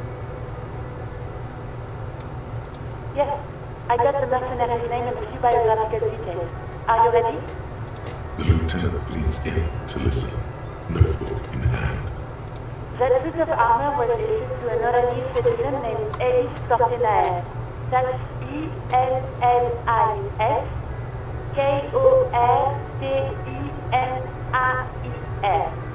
Exact date of birth, unknown. He was signed into the Elysium County Neonatal Care Unit on 28 February 09. He was found as a newborn in a leaf compactor near an abandoned farm. He spent 4 months in the neonatal unit, survived apparently, and was assigned to a foster family at 2. According to Classic, Layla said his real name wasn't really his. Perhaps that's because it was fostered. This is what the ICP knows about him. He was raised by foster parents, entered the East Brand Military Academy in Vredefort at 17, then served in the Oranese forces till he was honorably discharged in 41, just a year before the Seminole conflict. Then the armor followed him to Seminole, or at least I assume it did, and that's it. There are no records of his employment in Chanel, or any of his other incarnations, or him even entering that shop. It's a garden tool used to prestige and cube. It's a detail the hospital has, the only detail in this file.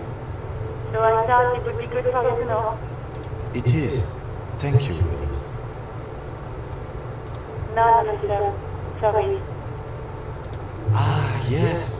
What class, you say? Very good. That makes sense to me. Even that is a small miracle. These organizations usually double-check their inventory. Thank you, Elise. Great work. No problem, Lieutenant. A compliment from Lieutenant Kitsuragi. Not bad. The name? This is very good. Elise Cortana. This means something to him. To know that name. Like many things. It's important. Sometimes police work is about human dignity. About giving back names to anonymous victims. I'm glad the inquiry was helpful to your investigation, officer. Did you have any other questions? It will take just a moment, officer. Her voices fade out into the familiar radio static.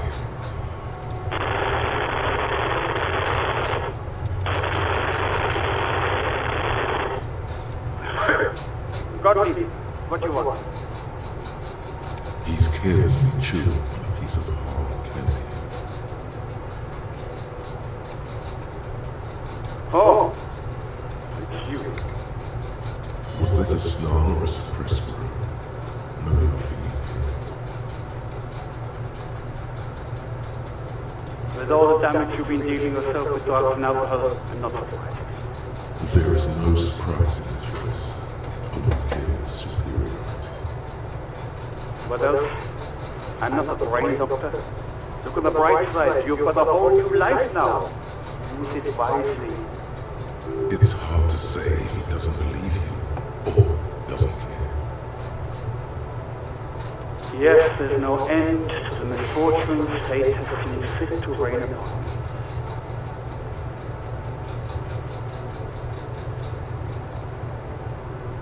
Who? You are? You lost your human visage a while back. Now let's get on with it. I've got more important things to do. And you survived it.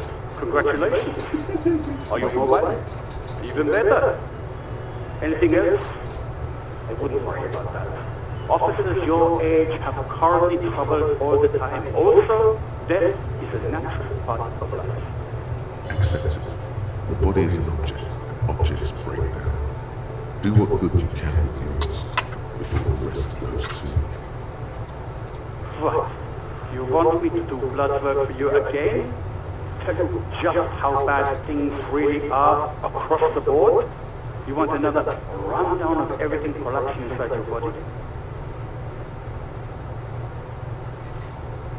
Do that. I need to go. Some idiot has glued his eyelids shut with cyanoacrylate. It looks like macrotorsis, but it's hard to say because his eyes are swollen. It's not fucking trial acrylate. It's super glued on. Cyanoacrylate is super glue. Anything else I can help you with, officer? 57 over and out. In the cabin, you see a set of steering levers.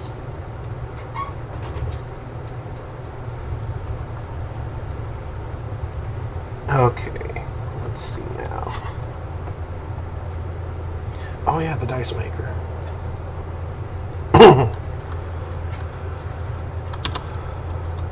Oops, wrong button.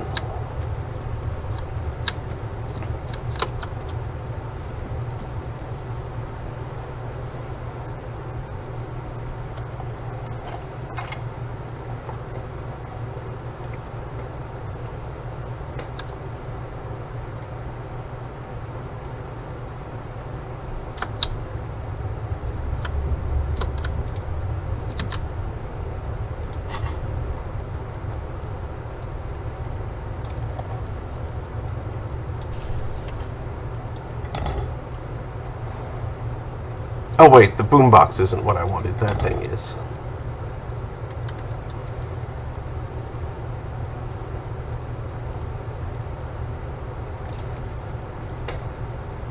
Okay, right.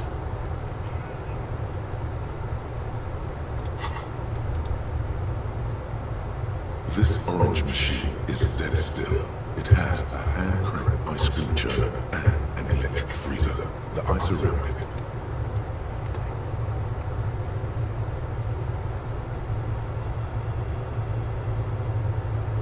This orange machine is dead still.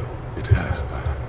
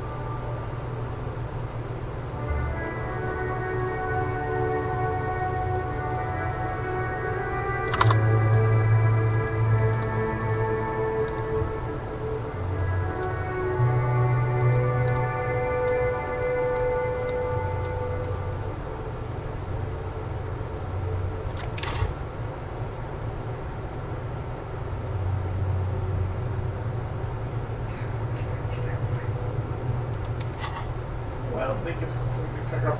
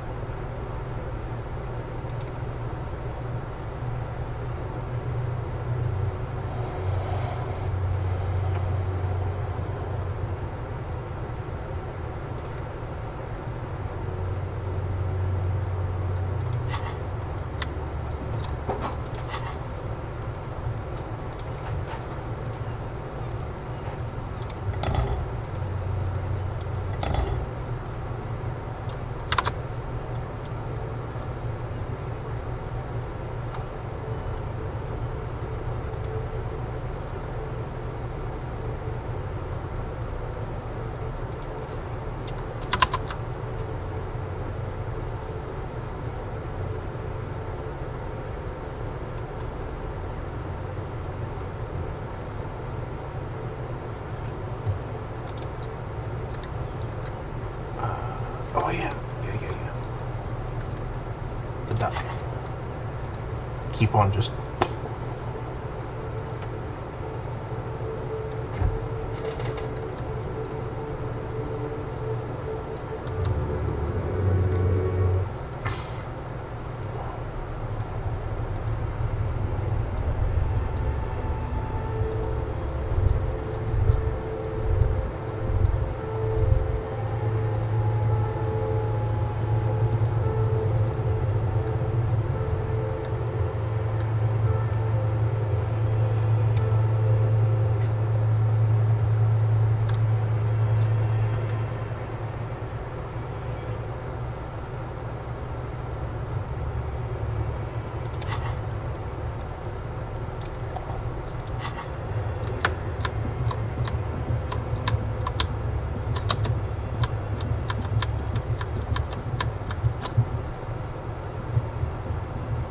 Oh, it's you again.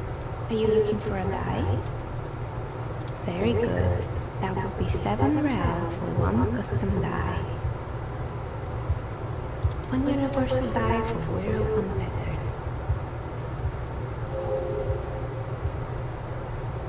It feels icy. Just holding this die in your hand sends a jolt of cold down your spine. Through the dark resin, you can make out a nugget of bone hewn from an alligator's jaw.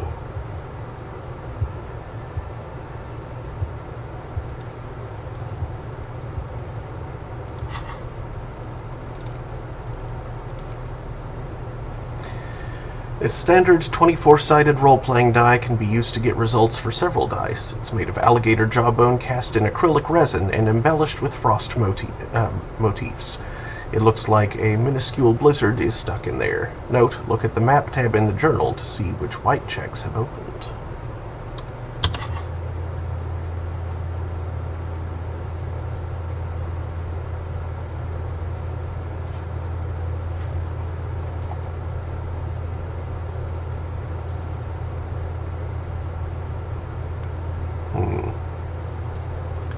Still can't get in there.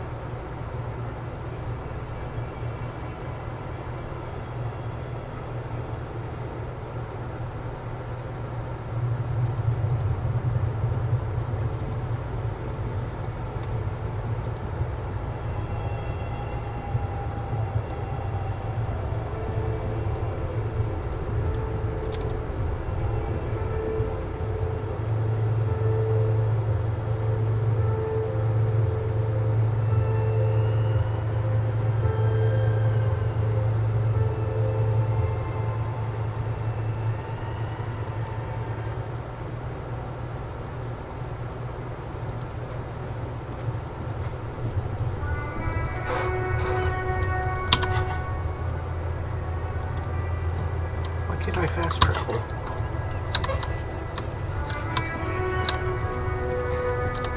Oh. Hello, Maurice.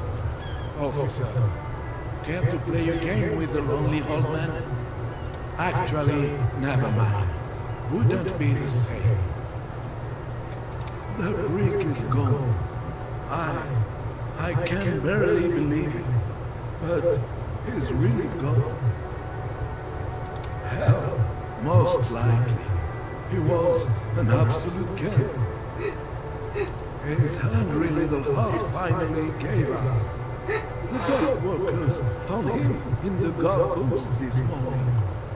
Wasn't even supposed to be working for another week, but he just had to prove how tough he is.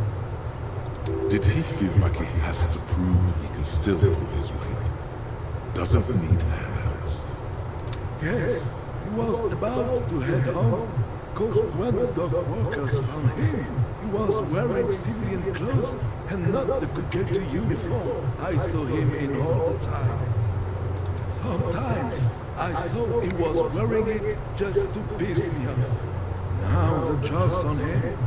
Oz is gonna be buried without it.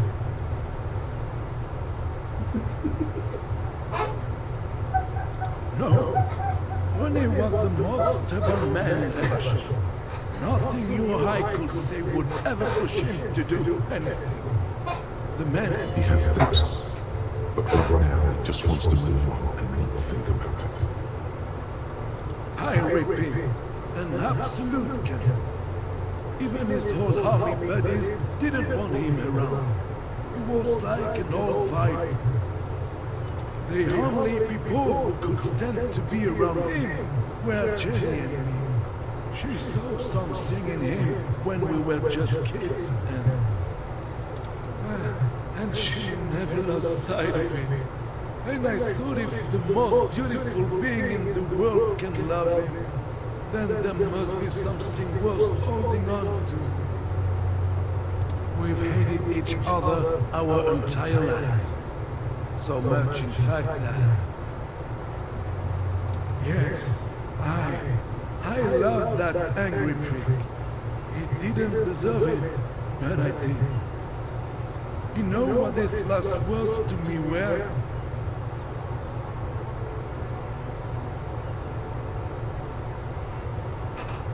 In Guillaume's time, you'd have been shot without a trial. That's what he said to me. He lived a cant, and he died a cant. Let's leave it at that.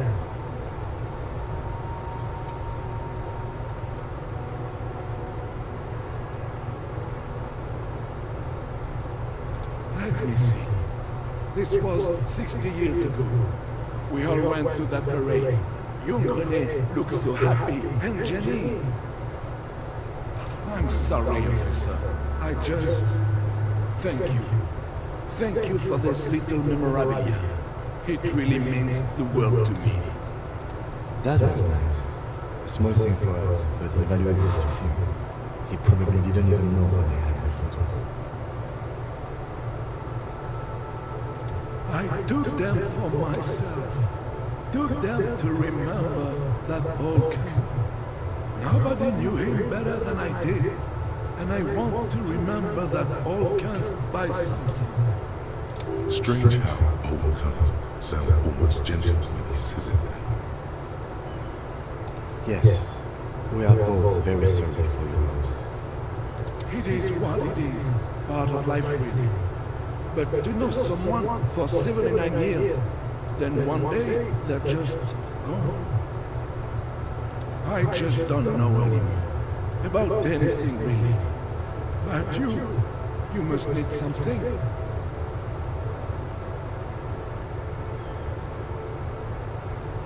Yes. What about René?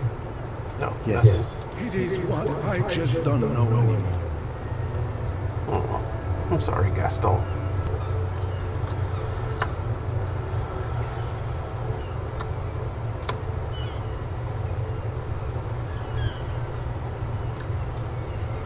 I don't need to still be holding that. Let me think. What else?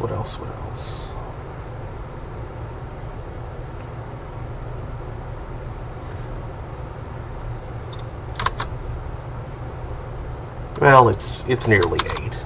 I should probably go ahead and sign off. Thanks for watching, everybody. I'll be back tomorrow night, 9 p.m. Eastern, for Throne of Games, where we'll be continuing 2 Point Hospital and Disco Elysium. We'll continue Monday afternoon at about 3, hopefully. Now let's see who's around for me to raid.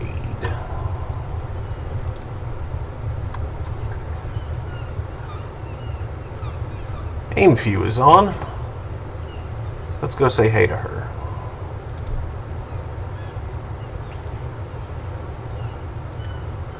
Doing some more Harvest Moon 64 speed running